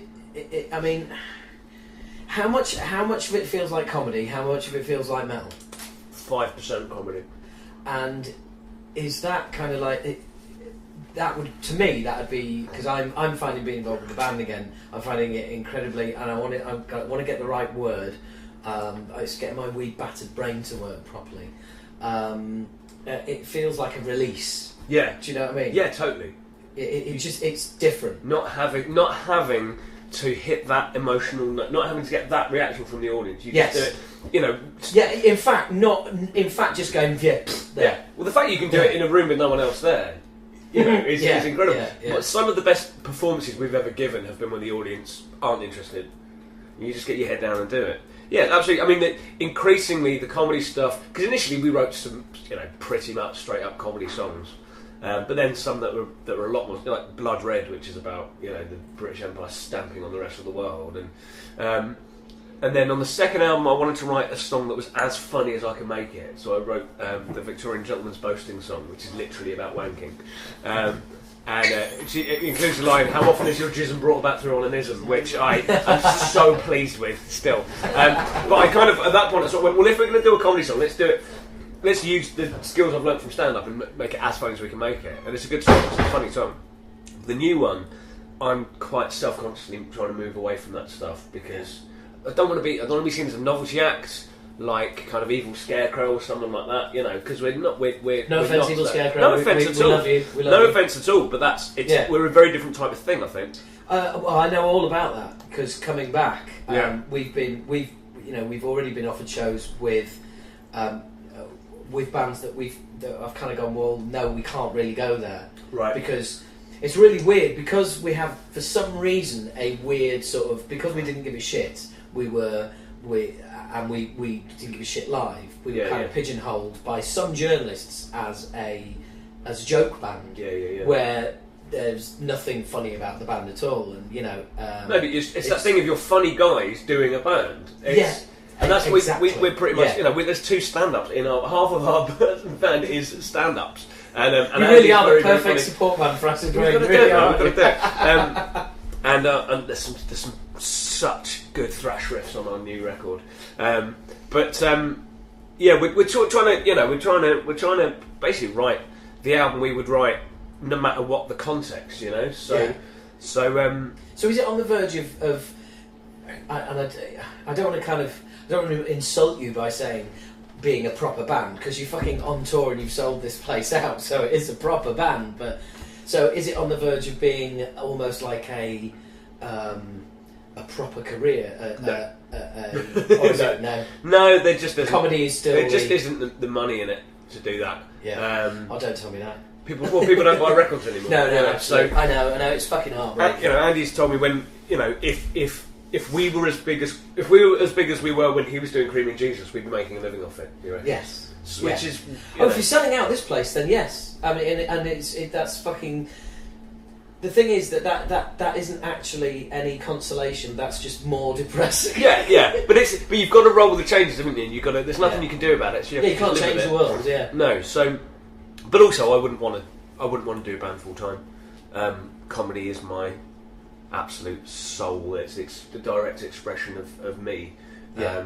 And I really like the balance, because I was in a lot of hardcore bands before I started doing stand up. Tiny little bands that didn't record anything. But I missed it when I stopped doing it. I really missed it, particularly when I was doing. You must have this when you do stand up in a music venue and you smell it and you kind of go. It'd be nice if I was with 3 other dicks. And absolutely, yeah. I did a gig where there was monitors on the stage and there was a little lighting rig, and I just fucking. It was just like, oh god, yeah, totally, yeah, absolutely. So, so I really missed it, and then doing this again was the balance is right. I do comedy sort of 5 nights a week. We probably gig with the men something like once a month on average. Right. Probably will do more in the autumn because of our new record. Which when's this going out, by the way? It's going to go out this month, actually. Okay. Well, middle of May. I may veto this, but we've come up with a possible album title. Don't tell me, because I don't edit the podcast. Right. Okay. So, tell me afterwards. Okay, I'll tell you off. Tell me off the record. Yeah. That's yet another example of one of those things. All my podcasts have got bits like this in it. Can I just? Yeah, and also I hope you enjoyed the interview. Like, all the really good shit was off the record. The first time I did an interview for Cabaret Radio, I don't know if you've ever done it. They ring you up. And normally when you do a phone interview, they go, "Yeah, hi, so we're going to go live in 5 minutes." Yeah, but they go up, the first time they went, "Hi, is that Andrew? Yeah, hi, how you doing?" And I'm like, "Good." And I was in my pants with my laptop on my lap, and they're like, "Great, yeah. So you doing anything exciting?" I'm like, "No, I'm just on the laptop in my pants." And then, all right, looking up anything interesting? Not really. And then I realised this is the interview. It's going out live, so I ramped it up and just okay, great. So it's really great to chat to you. I've had a crazy day. I was just being funny when I turned to my pants and laptop. Yeah. I'm actually with the British Museum actually. Yeah, that's it. Yeah. Strange business that. It's preparing to murder prostitutes. Yeah. But it's nice though to have that something so different to comedy, to be able to feed the comedy side of you, and then the metal always comes calling. Yeah. And the wonderful thing about this show is it's the middle of that Venn diagram. Yeah, it's particularly now I've got Reprisal as my backing band. Well, you're basically living out every comedian who loves heavy metal's fantasy's dream. Yeah, and I've detected genuine annoyance from other comics, and a kind of you've done that show now. Then that show has been done. And when I came up with the idea, I was on a coach home from Leeds actually, and I just went. I was going to do my approach for last year's Edinburgh was do a stand-up show that's completely stripped down. And hasn't got a theme. It's just as funny as I can make it. Sort of stream of consciousness, lots of non-sequitur. Just in other words, what you would do as a 20 in a club, but as a fucking hour. Yeah. Just gags. And so that was my plan. And then I had the idea for the history of heavy metal, and I just went, I've got to do that as well. So I ended up doing 2 shows like an idiot. But with this show, it's sort of separate to the kind of normal touring cycle, because I've been doing this since the beginning of last year. I'm about to do it in Denmark and Sweden. I did it in Norway the other week, and they've all gone. Oh, do you want to do this in Oslo? What, where Fenris lives? Yes. That's awesome. And so, but you've got a kind of following out there anyway, haven't you? Or from a comedy perspective. Yeah. So. Was this sold on the back of you fronting it, or was it sold on the back of it being It's usually sold to the promoters on the back of me, and then they sell it to the publishers on the back of, if you like metal, and you'll love it. If you like comedy, you'll love it anyway. Yeah. Although you have said that it's only 5% comedy. Oh, you mean the metal show? No. Yeah. Oh, right. I see. Oh, well, the band, the steampunk band is 5% comedy. This is 95% comedy. Right. Okay. Yeah. No, right. The history of heavy metal is 95% comedy, but the metal is very. I mean, all the history is fully researched.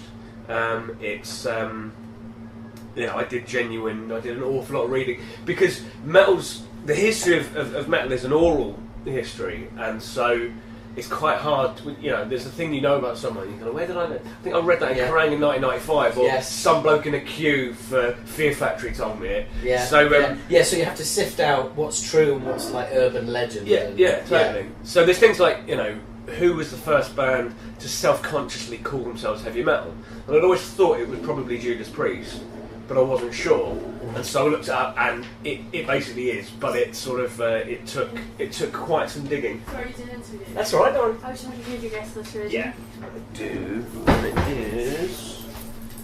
Oh, it's always dropped out of my pocket.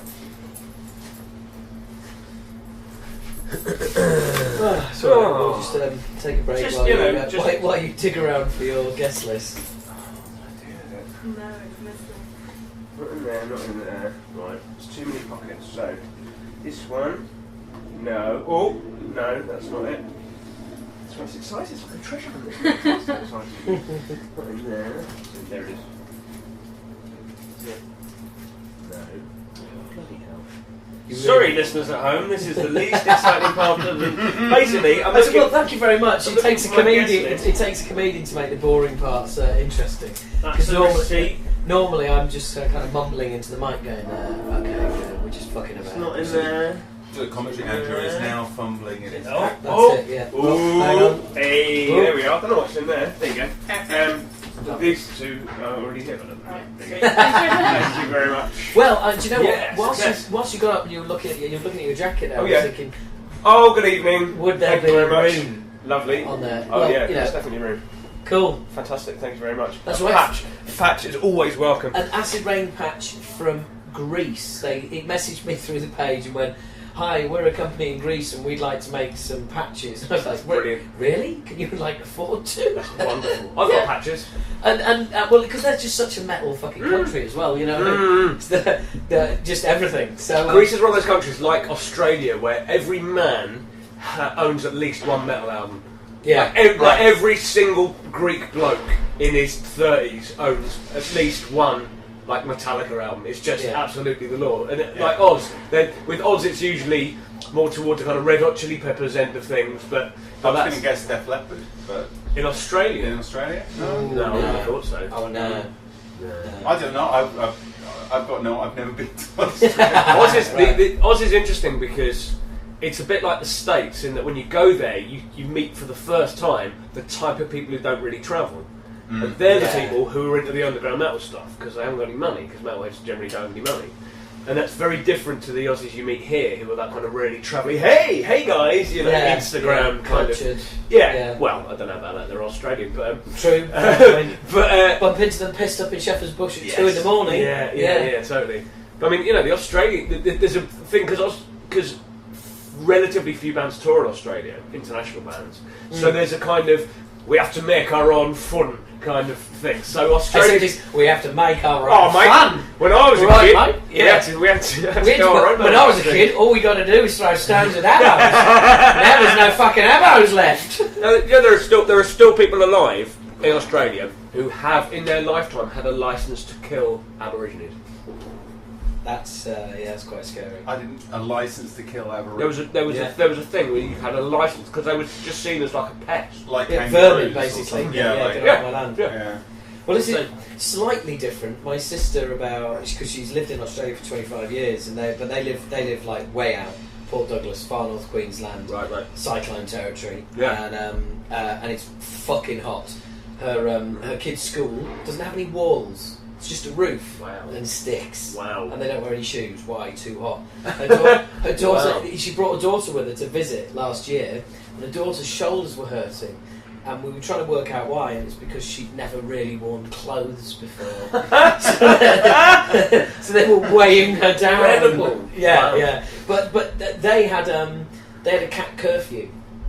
Right. And that was like after 6 o'clock, you see a cat in the street, blow it away. Air rifle. Yeah. Well, whatever. Yeah. I mean, personally, not much of a fan of cats. So I'm a big fan of cats. However, the cat not being native to Australia has really hammered the And we're not talking feral cats. We're talking like things that are starting to look like leopards. Yeah. No natural predator, just wild, fucking scary things. Yeah, just like teeth, fur, and claws. Which is a good song title. Teeth, fur, and claws. So I do believe a reboot album coming up. Because the Australian metal bands are all really odd. Well, they're not all really odd, but a lot of them are really like. You know, King Parrot.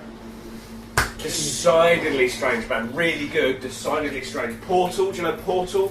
No. Incredible. You're educating me now. Incredible death metal band. Where from? From a few different places. From and lives in Brisbane. I'm not allowed to divulge his identity. I've met him. He's called the Curator. I'm going to have to show you what they look like because it's utterly incredible. He's had various different identities over the years. The first one he had a big wizard's hat, and then the wizard's hat fell down over his head, so he just talked through it. And then he got like a cupboard that looks like the top of a grandfather clock, but with a grill on the front. And he wears like a suit and that, right? And like these huge gloves. And it's like watching a Disney film on a bad acid trip. It's incredible. It sounds like a Doctor Who villain. There is a Doctor Who influence because it does. It's a little bit like Omega. It looks a little bit like Omega. Oh wow! I found a picture. Yeah. Jesus, that was quick. He's got a posh phone. It's just fucking researcher, as they call it. What the fuck? That's amazing. I'll put a picture up so you can see this, guys. This is fucking ridiculous. They're incredibly heavy. The other guys wear. I mean, this is one of their incarnations. It looks like a grandfather clock has come to life. Yeah, doesn't it? But with like incredible vocals. It's great. And he looks. I'll show you who he actually is. He looks nothing like you'd expect. I'm actually having a grandfather clock for a head would help with that vocal styling. Yeah, very much so, yeah. But he's always be on time. He's had several different incarnations. One after that was a bishop's mitre pulled all the way down, which I think Ghost may or may not have appropriated. We don't know. It's unclear. Well, they've ripped everything else off, so they may as well do that. So and then there's this other one he's got now. That's like he wears two white masks, one on the front and one on the back, and then there's a veil over it. It's really creepy. And he says it's like a Time Lord regenerating. That's the idea of this character. With each album cycle, this character looks different, and the music's this incredible, complex, swirling, chaotic, it's like proper Lovecraftian sounding, like falling into a black hole. They're brilliant, but to me, quite typically Australian. Yeah, because it's a collection of all these different. Like really disparate, yeah. Totally. Through sort of almost like through the filter of television. Yeah, absolutely. Because they are so remote. I mean, it's like you talk to an Australian band and it's just like, well, that's why there's not many successful Australian bands. Well, there isn't a circuit in Oz to, it's such a huge, ludicrously big country. Yeah. Not that many people live there. I mean, you can't make a living off live comedy in Australia. Well, that's why Ken Valentine's over here, isn't it? Yeah. It's not bloody loads from over here. Yeah. They come over here. Nicking our gags. All these racist Australians coming over here, nicking our jobs. Yeah. But, no, it's true. I mean, I'd happily live in Oz for a year and work out there, but there just isn't the work. It just isn't the live stand-up. But yeah. I think Britain's a bit similar, actually, from a completely different point of view, in terms of its metal output. It's always a bit different to the rest of them. So, like the thrash, think about the thrash scene here. You guys, Lawnmower Death. There's that kind of. They wouldn't have happened in another country. No. Put it that way. Yeah, absolutely. And it's that sense of humour. I mean, like the black metal here now is really healthy, but back in the day there just weren't that many. And I think it's because it needs that kind of Scandinavian lack of sense of humour to commit something like that. And that's why we ended up with Cradle of Filth. Like, should we wear top hats? Yeah, let's wear top hats. Yeah, exactly. Yeah. And it's got that very British kind of, oh come on lads, look, let's. You're not a proper band, are you? Yeah. It's interesting. No, that is. I completely and totally agree with you there. I think, there. When you think about like serious black metal, you're not other than Venom.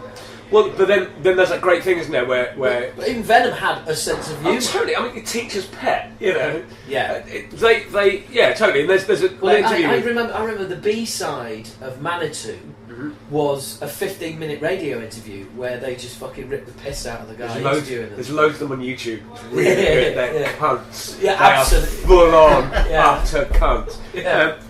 But yeah, there's Kittens was interviewed. I think it's the Jason Arnoff one in that issue of Kerrang, and he says you do realise that when Venom talk about Satan, they're not taking it seriously. And he said the most Scandinavian thing I've ever heard in reply. He said, "We choose to believe that they did." Which is incredible, that kind of like double thing. We choose to believe that they did. Absolutely. But they fucking didn't. But then there's a lot of black metal now. I mean, Necroritual are a good example. There's some really, really good bands. Fen are very good. There's a Cult Finder, a really good band. Cult Finder. No, Cult Finder. Cult CULT. Right. Yeah, I've got a 7-inch of theirs. It's just like really, really, really, really good. There's a lot of I mean, they're Irish, but Altar of Plagues do that kind of Wolves in the Throne Room style better than Wolves in the Throne Room, and it's become, and I think it's the internet. It's basically, you know, the people have got access to all of the music ever. Yeah. And so whatever type of music you want, there's a band probably living fairly locally doing it to a higher standard than you would have got. You know, like I think most thrash bands aren't very good.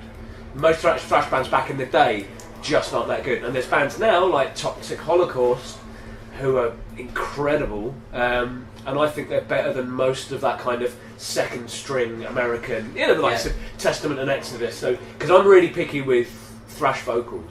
Because they're so different, aren't they? I mean, I do talk about this in the show, but... Yeah, absolutely, no. I used to think I was a thrash fan, but that's because my favourite bands were Metallica, Slayer and Sepultura. But then I realised that they're not actually that representative. Can't stand Megadeth, don't really like Anthrax very much. Quite like them live, but not particularly on record. Don't like Testament, don't like Exodus.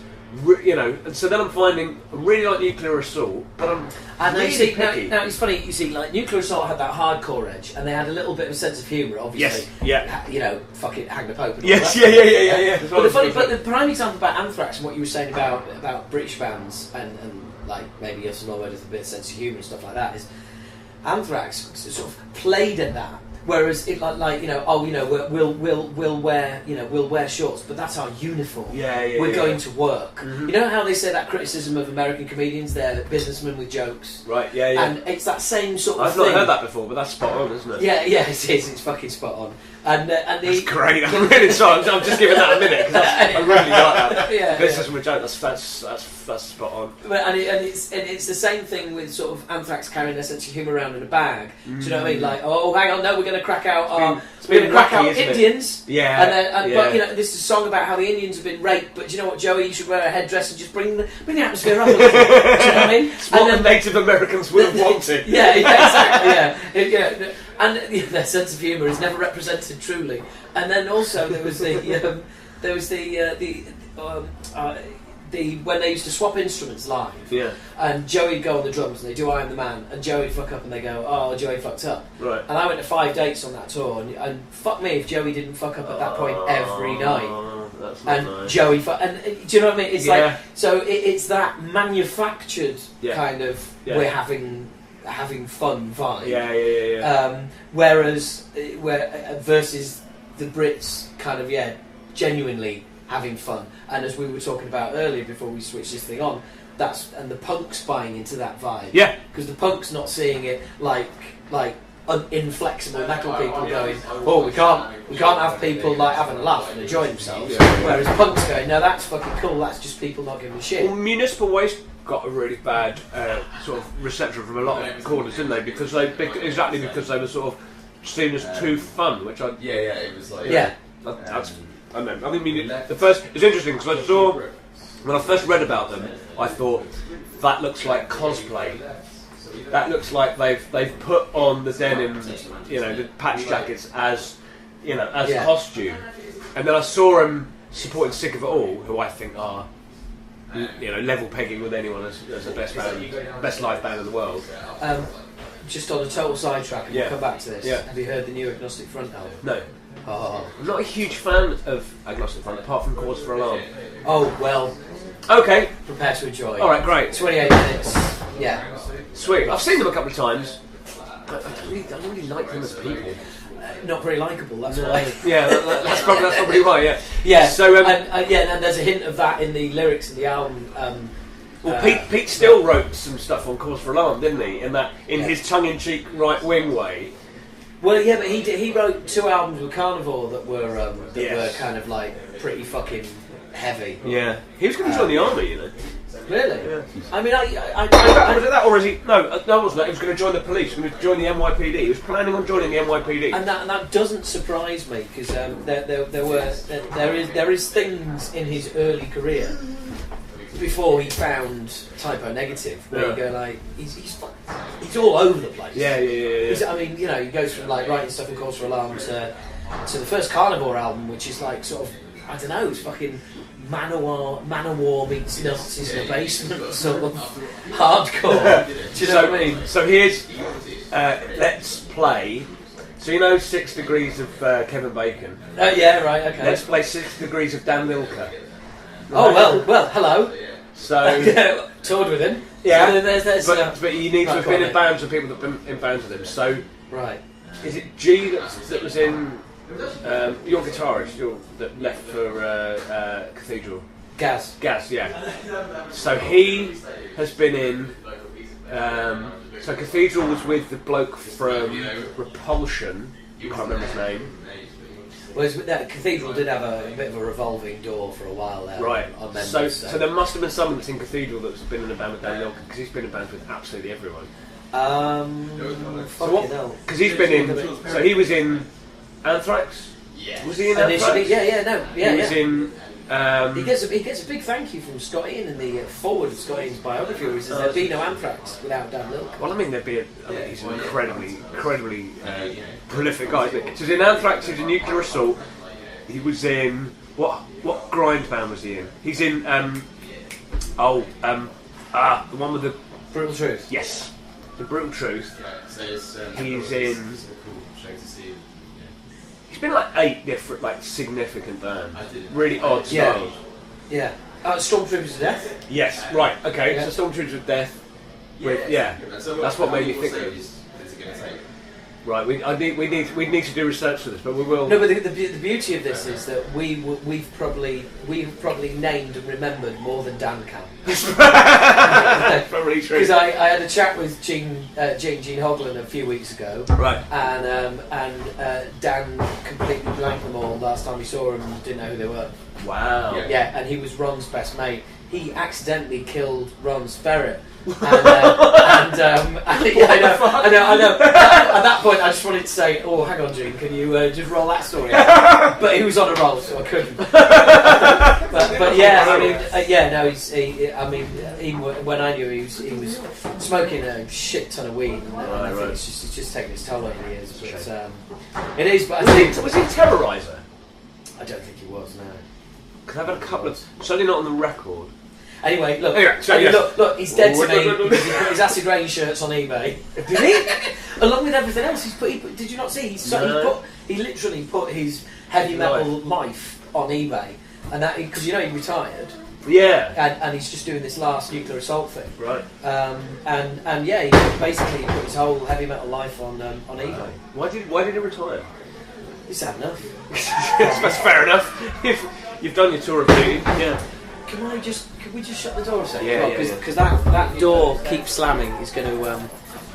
I always get shit for this. Sorry, guys. I always get shit for this from people because they always go like, "Oh, fucking hell, rock star, someone. Hey, look at him." yeah. There's you trying to leave the door open. Yeah, and there's This is interviewer the hardcore versus the metal approach, isn't it? You just keep them fucking out. So what were we talking about before we did 6 Degrees of Kevin? There was a tangent where you said "Sick of It All," easily one of the best bands ever. Oh yeah, so yes, that's right. We got it. So I've seen "Sick of It All" maybe 20 times, and they're consistently one of the most enjoyable bands I've ever seen. But the first time I read about Municipal Waste, I kind of went, I'm not sure. It looks a bit like they're trying too hard. It looks like cosplay. It looks like they're dressing like it's the 80s. Yeah. And then I saw them because I was supporting Sick of It All, and I went, oh, okay, this is incredible, and like the riffs are amazing, and it's just a huge amount of fun.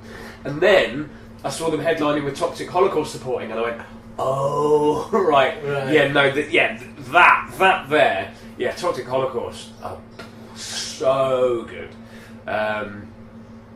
But and so did that make you think? Oh, hang on, that's kind of that they weren't as genuine as you had thought. No. Just that there's someone doing it better. A thrash revival thing that's that much better. Well, you know who we've left out of this that completely ruins both our theory about humour and the rest of it. Go on. Tankard.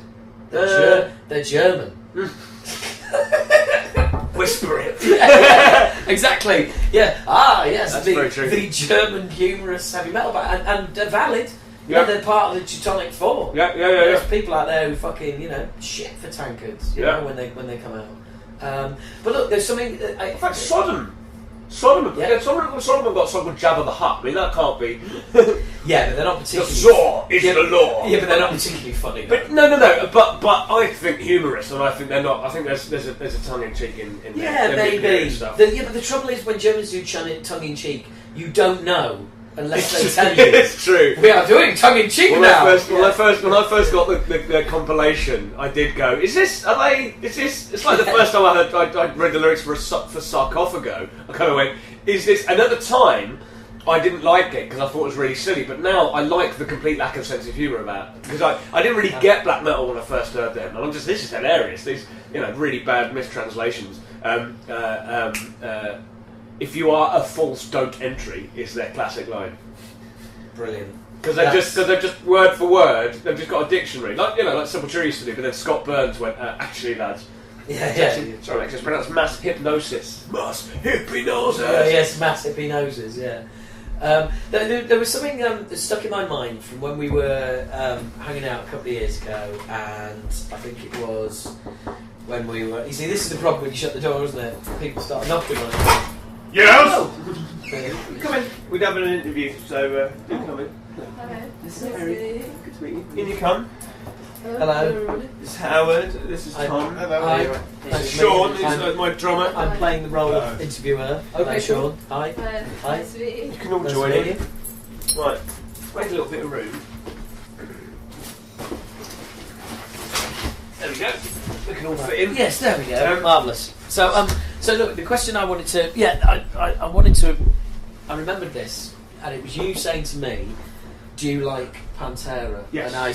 And I said yes, and you said because that was a kind of like a cut-off point for you, for like, because basically you'd met people who were like into thrash and they like the thrash and all, but then they zoned out at Pantera. They drew the line. Yeah. at Pantera. It's an interesting one. Whereas I'm full on. I mean, I went. I like Pantera and I like Korn for fuck's sake. But it's exactly because they got big at a point where you were totally in, like nuts deep in it, and so there's a lot of people who were that bit older than me who when they came out sort of went, this is awful, this is mainstream, this is rubbish. But I think they're the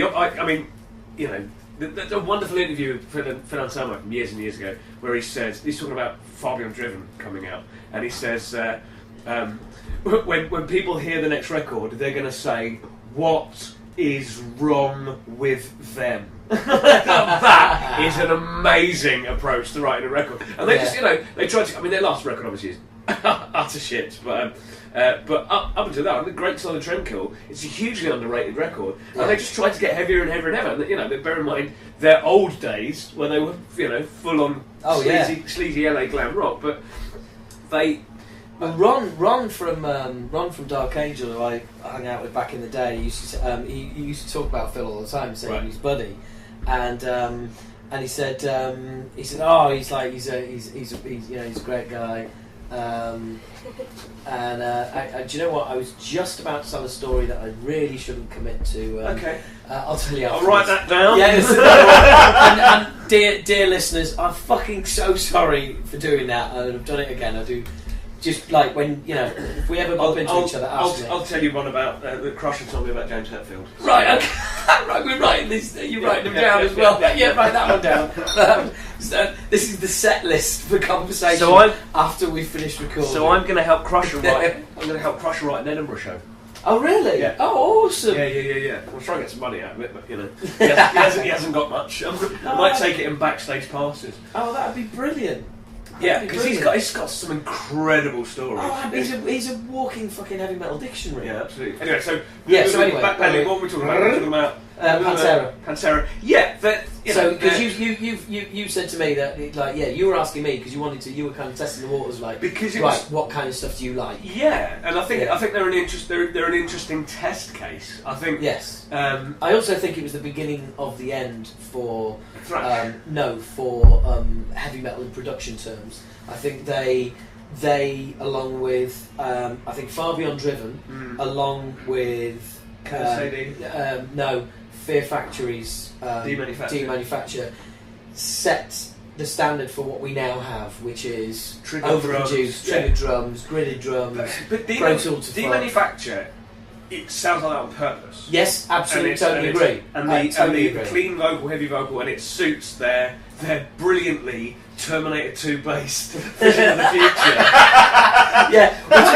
We just reinvent. Have you ever seen a film called Terminator 2? I think you'd really love it. But they painted themselves into a corner, really, didn't they? With their concept. But absolutely. I totally agree, and I am fully into extremely organic sounding. I mean, I had a drunken argument with the bloke that was working in the pub we were in last night. Huh? Was I a cunt? Or was I just standing my ground? About what? Do you remember that guy who put on some music that was just like that? Yeah, really I don't know if he was there. I was there for cause I sensed you getting a little bit. You tell his story. I'm going to go for a piss, but I'll keep recording. Okay, cool. Okay, well, so basically, dear listener, we did the history, cheers, mate. We did the history of heavy metal last night in Manchester, and Ollie's just realised that the recording was on. So my band, all right, here, and you're part of the band. That's okay. There was a bloke working in the pub that we were staying in the pub, rock and roll, and he just put on some really like an old-fashioned, like a tavern, like yes, yeah. Do you have rules? We can only do you a simple meal, sir. Bread and cheese. Yes, it was. Yeah. And don't fuck my daughter. Anyway, with Hammer Horror Geeks. Sorry. So anyway, he just put on some really rubbish, overproduced, really triggered drums, sort of death metal. Yeah, and it was rubbish, and I was kind of going, can I put something? Because I went to put something on. I went, no, let me put this on, and I'm just going, well, no, because it's rubbish. And I was quite drunk, and I was just objectively whether rubbish. I was being I was just whether I was being a cunt or whether I was just standing my ground. Was it a metal pub, or did you? Was I being charming with it? No, but it was a lock-in. Oh, right. I sort of sense your growing sort of impatience with him. Yeah, a little bit. Obviously not that actually there's anything to be like annoyed about. It's just different opinions and stuff. But I kind of at one point I was just like, I started chatting to him thinking I can maybe sell a guitar to this guy. Yeah, I'm trying to get rid of, and I was thinking that's quite easy to listen to. I was like, hang on a minute. No, but that's the thing, because he was doing this really, really pathetic. Oh, all your stuff's just old-fashioned, and the new stuff's better. It was almost a cartoon sketch of like. Right. Okay. Oh yeah, I'm back by the way. Great piss. Thank you very much. No worries. I was trying to sell Dismember to these guys who don't be not familiar with them, and he was it's like old-fashioned stuff, and the new stuff's better, and I bet you haven't even got like a 7-string guitar. You're a cock. Yeah, no, he said something like, he said just having that 7th string gives you just an extra element of brutality, and I was like, that's what you do with it anyway, it doesn't matter. You can be very brutal with 7th string. Absolutely. This is the first listen to Repulsion and tell me you need a 7th string. Fucking Vector, tune up to F. Yeah. But again, all it is just the change in generations, isn't it? He'll be an old man once. Yeah, exactly. And there'll be some dickhead telling him 8-string, bro. Yeah. You ain't nothing if you don't pay an 8-string. I also think though, as you get into your sort of late 20s and 30s, you start really widening your musical taste anyway. Solidifying. Everyone. Yeah. But it happens to everyone, and you kind of go, right, the stuff that I listened to when I was a teenager is still kind of cool. You know, for me, it's that, like talking about the show, Machine Head, Pantera, Fear Factory, Slayer, Metallica, that kind of 93, 94, 95, you know? Yeah. But then, I thought Napalm Death were kind of deeply uncool and a bit sad because they kind of were in the 90s. Barney has, they've got some fluffy hair. But then I kind of went, oh no, I see. This is right. Okay, no, this is real, and right, the stuff I'm looking into is micromanaged by a record company. What I love about that is the bands who just keep going, like Napalm Death, who I'm not particularly a fan of, but I'm not a fan of what they do, but I'm a fan of how they've done it. Do you know what? I mean? Which is just relentless. Which is and their quality, the level at which they're still writing is incredible. But the reason for that, everyone tells me. The reason for that, and this is a pet theory of mine. The reason for that is because they are all totally plugged into the metal underground. Yeah. They're all huge record collectors. They all play loads of other bands, and every band I loved in the 90s went shit. And the reason they went shit is because they detached from the underground. Sepultura stopped listening. Sepultura stopped listening to death and black metal and old hardcore and stuff like that, and started listening to Korn and Deftones and Slipknot, and went. They haven't put out a good record since Roots, in my opinion. I think it's. Well, I'd have to agree with you there. Whether or not it's for the same reasons, I don't know. But I do agree with you there. I mean, I think something about detaching from the underground. And same with Metallica, but helicopters and three houses make you detach from the underground. Yeah. Oh yeah, totally. But you can still buy the records if they wanted to. But they don't. But they're not into it, which is fine. And they are what they are. They're a business.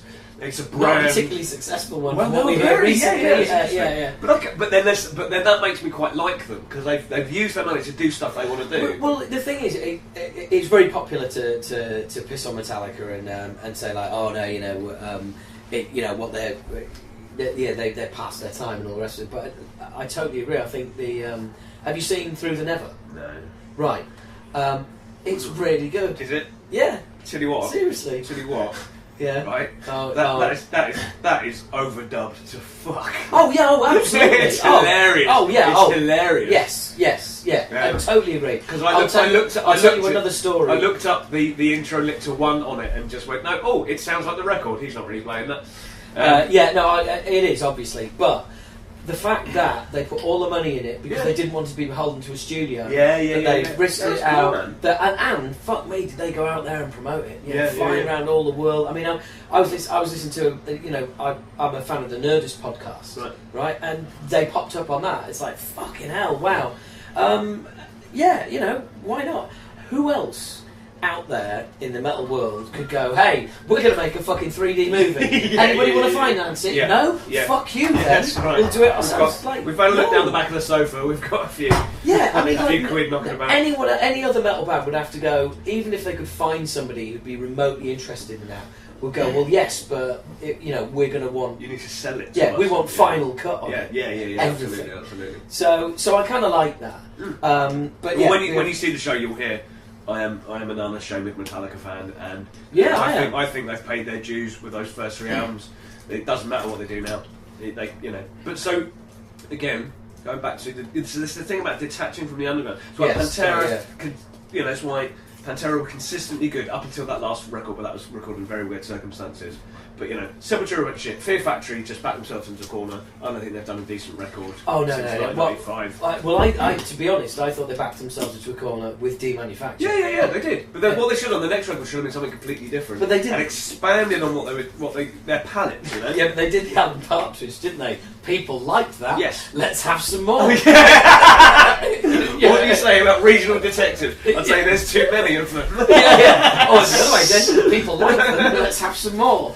I'm going to shock you now. I love wine. It's very true. But Yeah. If only they'd gone on to make Monkey Tennis. But I like it. And the thing I really like about Metallica is that Load and Reload. I wish they still made music like that because it's much better. I agree. Certainly much better than Death Having Ethic. I think it's so boring. When was the last time you listened to it? Exactly. Okay, yeah. Exactly. It came out and everyone went, "Oh, it sounds like Metallica. Great, it's good." And it's no. It's Metallica flavoured, but it's not a great Metallica record. There's a section in All Nightmare Long where you're going, "Wow, this could be on Justice for All." Yeah.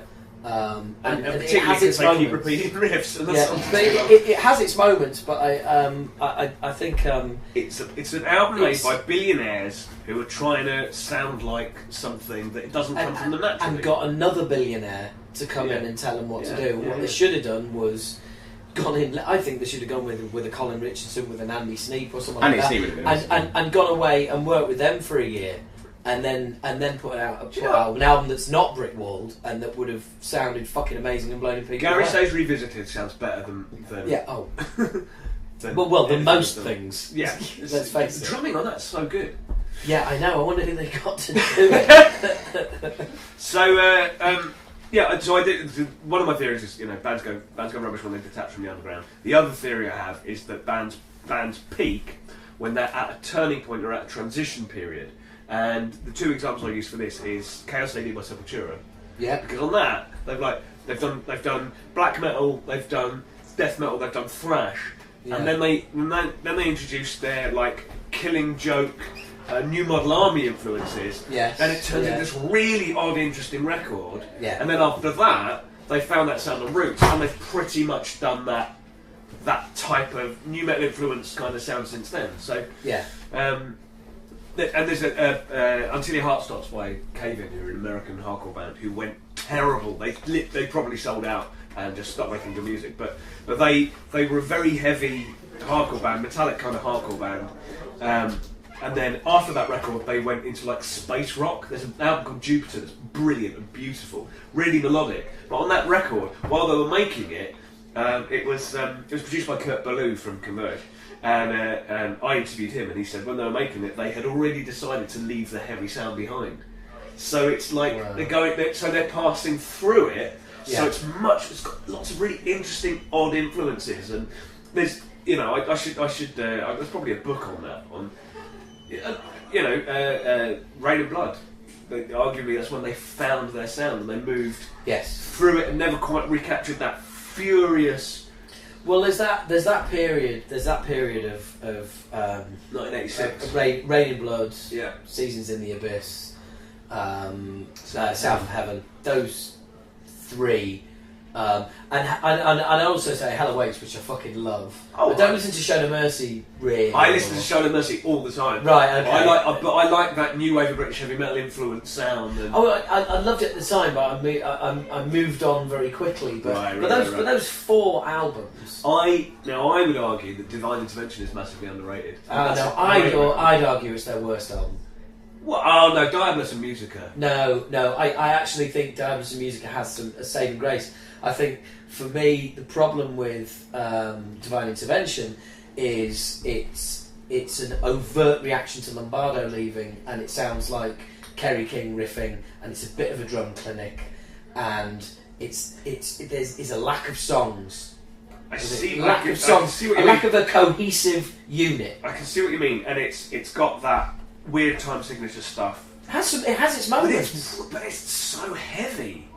The song Divine Intervention, Tom's vocals on it are just, It has its moments, but I couldn't help but find it disappointing. Fair and also, I think the other thing that holds it back is the fact that it didn't sound as good as the previous three albums. Actually, sonically, it didn't sound good. It seemed to have this kind of like almost muddy quality, and you'd come to expect Slayer to be at the cutting edge of how your fucking metal was going to sound. Because Rain in Blood just fucking redefined the sound. So when Rain in Blood came out, when you first got it home, how did that feel like? What was the first thing? The first thing I noticed was that it was cut so loud that I had to put a 2p on top of the arm of the stop the needle jumping out the grooves. That's amazing. I ruined 2 copies.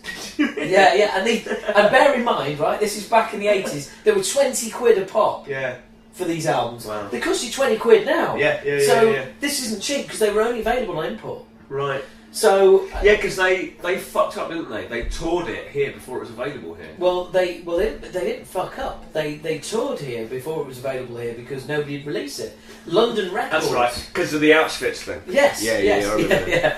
This is the thing about oral history is I've got this notion. I knew that they played it without doing that, and I couldn't remember quite what it was, and so you need to. They couldn't get a release. London Records released it eventually, but they didn't release it until after they'd already toured it over here. Yeah, because right. I saw them Manchester Apollo on the Rain and Blood tour. Fuck no. And that was just fucking amazing. Was it brutal? Was it very brutal? Oh yeah. Oh hell yeah. Yeah. I'll tell you what was even more brutal. The weird thing is. Sorry, I'm eating my dinner. What was almost as even more brutal than Slayer was the treatment that Malice, the support band, got. Right. Because Malice were kind of like this sort of. They were being peddled by a major label. As, Who are they? I don't know. I haven't even heard of them. They sound glammy. No, they were being peddled as like the next Judas Priest. Okay. Right, and it was and it's kind of like. Nobody was aware we needed another Got one, cheers. Yeah, exactly. Right. Yeah, so it was like they were basically the answer to a question that no one asked. You know, so and they just got rained in spit. I mean, it was like rain in spit. They just got absolutely soaked. Wow. But Slayer were fucking awesome. Yeah, they were. It was just. I mean, we'd seen a couple of clips on TV late at night, videoed a few bits, but then to see them in the flesh doing what they do. I first saw them when they were touring Undisputed Attitude. A fucking great tour. And they had Gemini. John's Death. Yeah, it's a really good song. That's the underrated song in Slayer's entire fucking history. John Death on drums. That was quite. He joined them again, didn't he? Briefly, recently. Are you saw him with John Depp on Undisputed Attitude? Yeah. So, yeah. Over here? Yeah. At the Forum. Well, I saw him on the Undisputed Attitude tour, and then I saw him at Brixton Academy, and it was Bostaf on drums.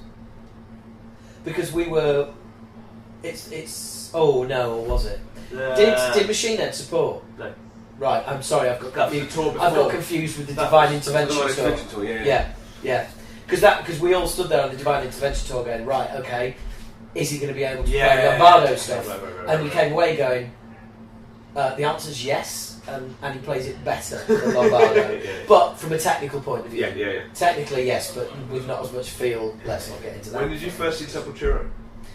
I was ashamedly a little bit late to the party. Right. First time I saw them was they did 2 tours for Roots. They did a club tour. Yes. LA2. Yeah. Were you at that? Yes. Oh, I had to. Yeah, I got parental permission to go to a gig on a school night. It was midweek, wasn't it? Yeah. And it was 1996. It was hot as fuck. Yeah. Andreas was wearing an England shirt. Yeah. And I interviewed Igor just before Christmas. Oh well. And we talked about that gig. He'd heard of Acid Rain. How fucking mental is that? He lives around the corner from me. He lives in Yes, Park. that's right. Yeah. Well, we were talking about it because I was saying to him, "Have you ever been downstairs to the King's Head?" Right. What's that? I was like, "Dude, but we talked football for about like half an hour because he's a big Arsenal fan. But I mentioned that gig to him, and he was like, and he remembered all about it. He was like, "Oh yeah, it was hot as fuck, but it was awesome. It was like really impressive, and do you know what? That was such an awesome venue under fucking ground. It was amazing. And then of course, Entombed there. That was amazing. Saw a few bands there. That's LA2. Yeah. And then of course that brings us on to the Historian. My first metal show was in the Historian. It was Fear Factory 95. It's just fucking horrible. For those of you listening, the London Historia was a fucking legendary venue. Hendrix played there apparently. Nirvana played there. Acid Rain played there. Acid Rain played there. Let's not, yeah. Come on, Hendrix, Nirvana, Acid Rain. Well, I I'm sorry, I was very mean then, but I'm not going to. Welcome to my ego. I saw Jello Biafra there in the early days of doing his spoken word stuff, and like he was saying, he was doing all the broken down stuff about like why he's doing this and the fact that he's got no money anymore because the band sued him and they won, and it all started because he wouldn't let Levi's use Holiday in Cambodia for a commercial, And at the end of the gig, he was like, "Well, thanks for all clapping and cheering about like my stance and all these things, but I'm broke." And he took his boots off and put them on the stage and asked people to put money in. Wow. And it was like, yeah, I know. I went down there and stuck a couple of pound notes in the. For those of you listening, if you don't know what a pound note is, fuck you. You're too young. But yeah, what a venue! What a fucking venue! It was amazing. Yeah. It was absolutely amazing. Yep. Yeah. Property developers don't give a shit. Well, it's bigger than that, isn't it? It's Crossrail. Crossrail, and the largest. Nothing is going to stand in the way of the largest construction project in Europe. And do you know what we really, really needed was a railway line going from the east end of London into the city and into the to the west of London. Do you know what that means, though? Do you know what that means? Right, you can get on the Crossrail right at Shepherd's Bush, having just done your shopping at Westfield, and you can go all the way across to Stratford and get off and go to Westfield. It's fucking brilliant. It can get you from Westfield to Westfield in 20 minutes. That's exactly why it was built. Exactly. Yeah. It's like, it is bullshit. Although it will enable me to get from Tottenham Court Road to where I live in 16 minutes, which at the moment takes about 40. Okay. But by the same token, so what? Yeah. Do you know not worth giving up the Astoria for? No, absolutely not. It's like I'll give those minutes back. Yeah, so strange. I was looking at I saw Slayer there twice. I saw them do Rain in Blood I saw that. Yeah. And do you remember that? Well, they did that, and they came back virtually almost a year to the day. They came back and did it again. Yeah. And I went to both of those shows. I saw Tool on the Anima tour there. Me too. Really? Yeah, I was there. Oh, We've been to a lot. Yes, we've painted Half Blue. We've And, been in the same room a lot of times. Yes, we have, haven't we? And were you at Sepultura Brixton Academy '96, the last one on the map? Yes. Yeah, me too. Yeah, I was. Ashamedly, I was upstairs for that one. Yeah, I was at the front. Picture of me and Terrorizer in the review. Yeah. You can't like that, can you? You can't like that. And then then they fucked it up. Yes, absolutely. So I'm gonna have to. Yeah, you are going to have to get your shit together, aren't you? Yeah. Sorry, I'd almost forgotten. Yeah. What are we doing here again? Yeah. It's great to see you. It's like, is it your round? No, it's my round. So I must tell you, the last time we had a long chat, you were telling me how much you like Rammstein. So I did, for Crusher, I did a very strange gig called the Tribute to Legends of Rock, and it's a festival in Great Yarmouth in a caravan park, and it's predominantly covers bands. And it's like an alternate universe. At one point, I walked from a room that had a Glaswegian Rammstein into a room that had a Greek Saxon. That's awesome. This is so strange. Yeah, it was very. I was comparing one of the stages. There was State of Quo. There was Hell Bent for Priest. It was there was Who's Next, who were really, really good. And the good ones, your brain operates in this very strange between two poles of. You're partly kind of suspending your disbelief and watching it as though it's the real band, but partly going, oh, he's good at that. Oh, that's an interesting way of doing it. But every time they went off-piste, you saw that they don't have the talent of the bands they're doing. Yeah, absolutely. And that is the thing about tribute bands. You know, that is all you are. It is a tribute. It's not a copy. No. You know, it is a fucking tribute. But it was, there's a few of them were just really good fun and nice blokes and. Going back to that whole Rammstein thing. Have you heard any of the Lounge Kittens yet? Yes. Have you heard their Rammstein No, I medley? haven't. It full on in German. Fantastic. Oh, it's this is kind of like a Cabaret episode of the podcast because I've done like all sorts of like thrash and all the rest of it, and obviously Gene was on a couple of months ago, and last week was Carl from COC and all the rest of it. This month is you, the Lounge Kittens, and a guy who runs Brutal Thrash Assault, which is a thrash blog and a huge website, and I interviewed him because I'd heard that he flew from New York to see the full Thrash Assault, and he flew from New York, and the full Thrash Assault was in Wakefield. So I wanted to speak to somebody, right, who would fly from New York to Wakefield. Wow. Yeah. Because That's amazing. yeah, exactly. But so yeah, you're on with them. But their whole Sweet. their whole Rammstein thing is fucking insane. Have you heard the Men Not Blame for Nothing's version of Silent Night? No, I haven't. Stille Nacht. Oh, It's on YouTube. Oh right, okay. I'm gonna check Stille that. Nacht. I'm gonna Heilige Nacht. Yeah. It's Well, good. look, let's do this. Let's do this as a regular thing. Well, I'll Definitely. get you back on Absolutely. as soon as possible. Yeah, We'll do. We'll do. You know, either the. I wish we'd kind of done this earlier because we could have like got the word out about your dates. And all that Oh, stuff. that's But it's fucking sold out anyway. So No, this isn't. No, that was you were getting confused. That Oh, was was I that was still the Men getting Not Blame for confused? Nothing. Still who getting have- confused. Yeah. Right. Yeah. So No, where? we've sold fuck all tonight. Do you know It's what? just Though? us. Do you know what our agent was saying? That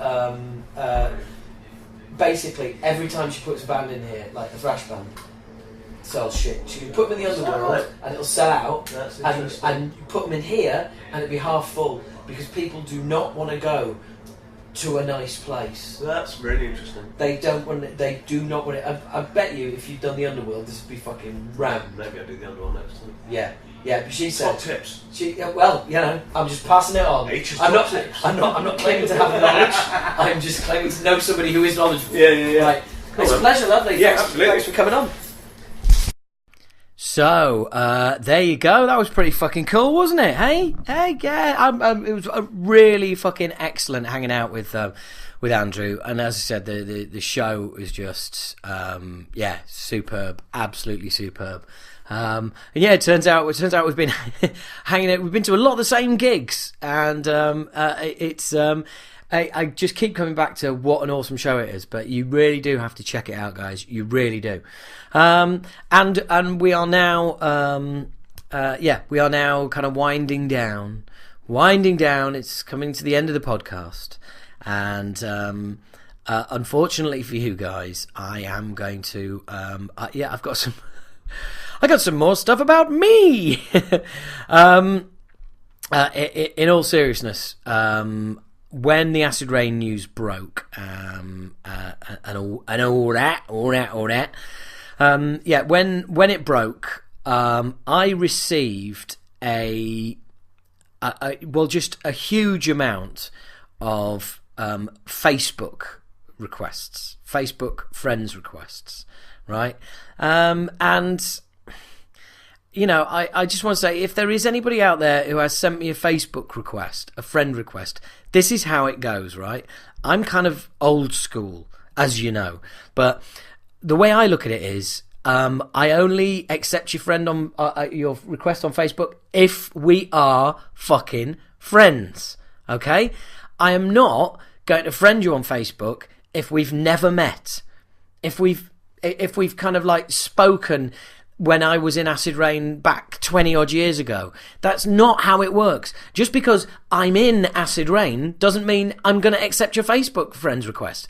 I've got Keith Platt there. If you want to go and become friends with Keith Platt, that's absolutely fine, and you want to message me there. But Facebook is, I know, like I said, I'm old-fashioned. I'm not running a popularity contest on there. I'm not trying to gain maximum numbers. That's not the way to do it, okay? So a really good way of judging if I'm going to accept your request on Facebook is if we've met, if we know each other, if we walked up to if you walk past me in the street and I oh, hello, all right, mate, how are you?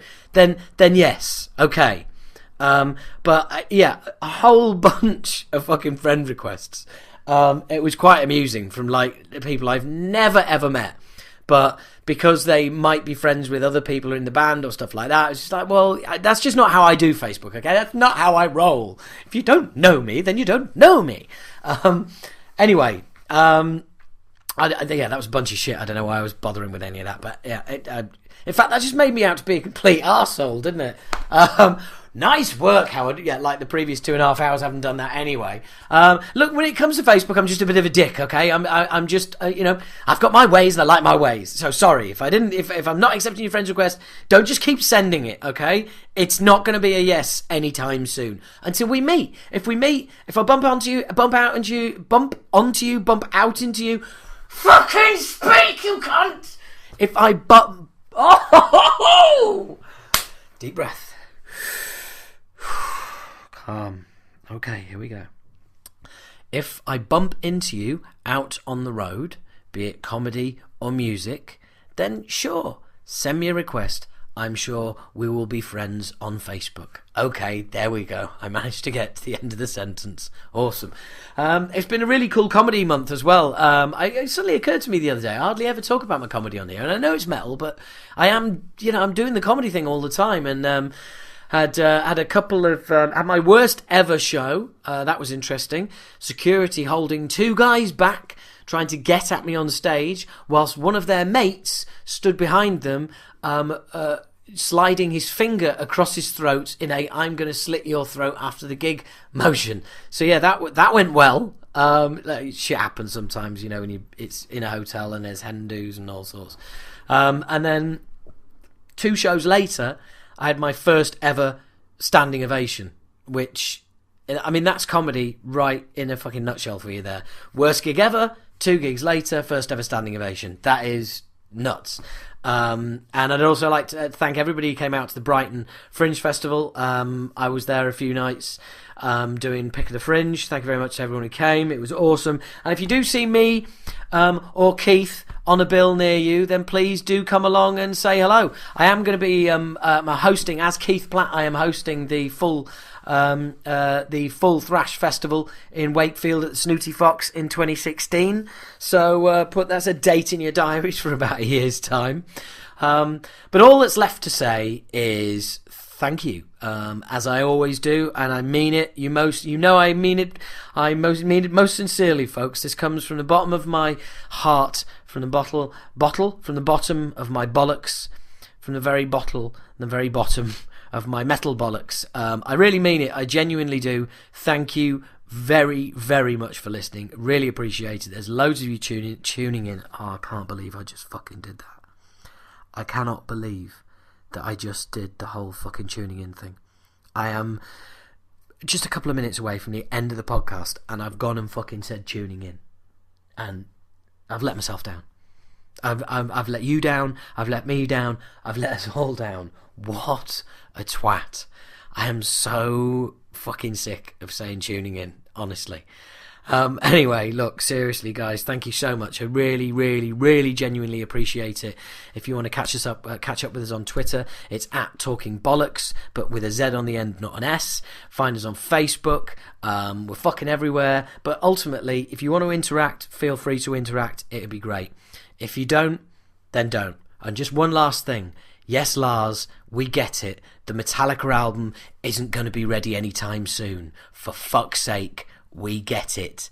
We fucking get it. So anyway, seriously, thank you very much. Thanks to all of you. It just never fails to amaze me. It really doesn't. And I'm all about supporting bands on here. Whenever I can, I want to support up-and-coming bands, new bands, bands who, don't give a shit. No, but I do. And a band hit me up on the Facebook page called Paralysis. They're from New Jersey. I'm going to stall while I get you their contact details.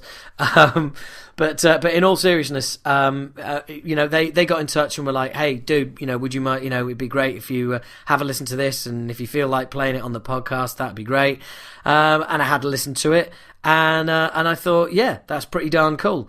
So this is Paralysis from, as I've already said, from New Jersey. I am fucking stalling. Here we go. Here they are on Facebook. And oh bastard, I missed it. Oh, now I've closed the app. Look, it's Paralysis NJ on Facebook, as in Paralysis New Jersey. I will be posting a link anyway, so you'll be able to find them. Thanks again to everybody, all of you, for tuning in. Thanks to everybody who's taken part. This was the comedy and cabaret edition. There's going to be a special edition of The Writers coming up. There's going to be a special edition Acid Rain podcast coming up, and there's going to be the usual Thrash will return next month. But like I told you, I wanted to this year make things a little bit different and just expand a bit and just do things. Yeah, so this was a slightly different version. Back in with the bands again next month. Hope you've enjoyed it. If you didn't, fuck you. Broaden your mind. If you did, thank you very much. But even if you didn't listen, didn't listen. It's right at the end of the podcast. If you didn't listen, then you're not listening to this, so why am I talking? If you did enjoy it, great. If you didn't enjoy it, thanks for listening anyway. Thanks for I nearly said it again there, believe me, I really did. Thank you very much for listening. Thank you very much for streaming. Thank you very much for downloading. Thank you very much in general. This is Paralysis and no turning back.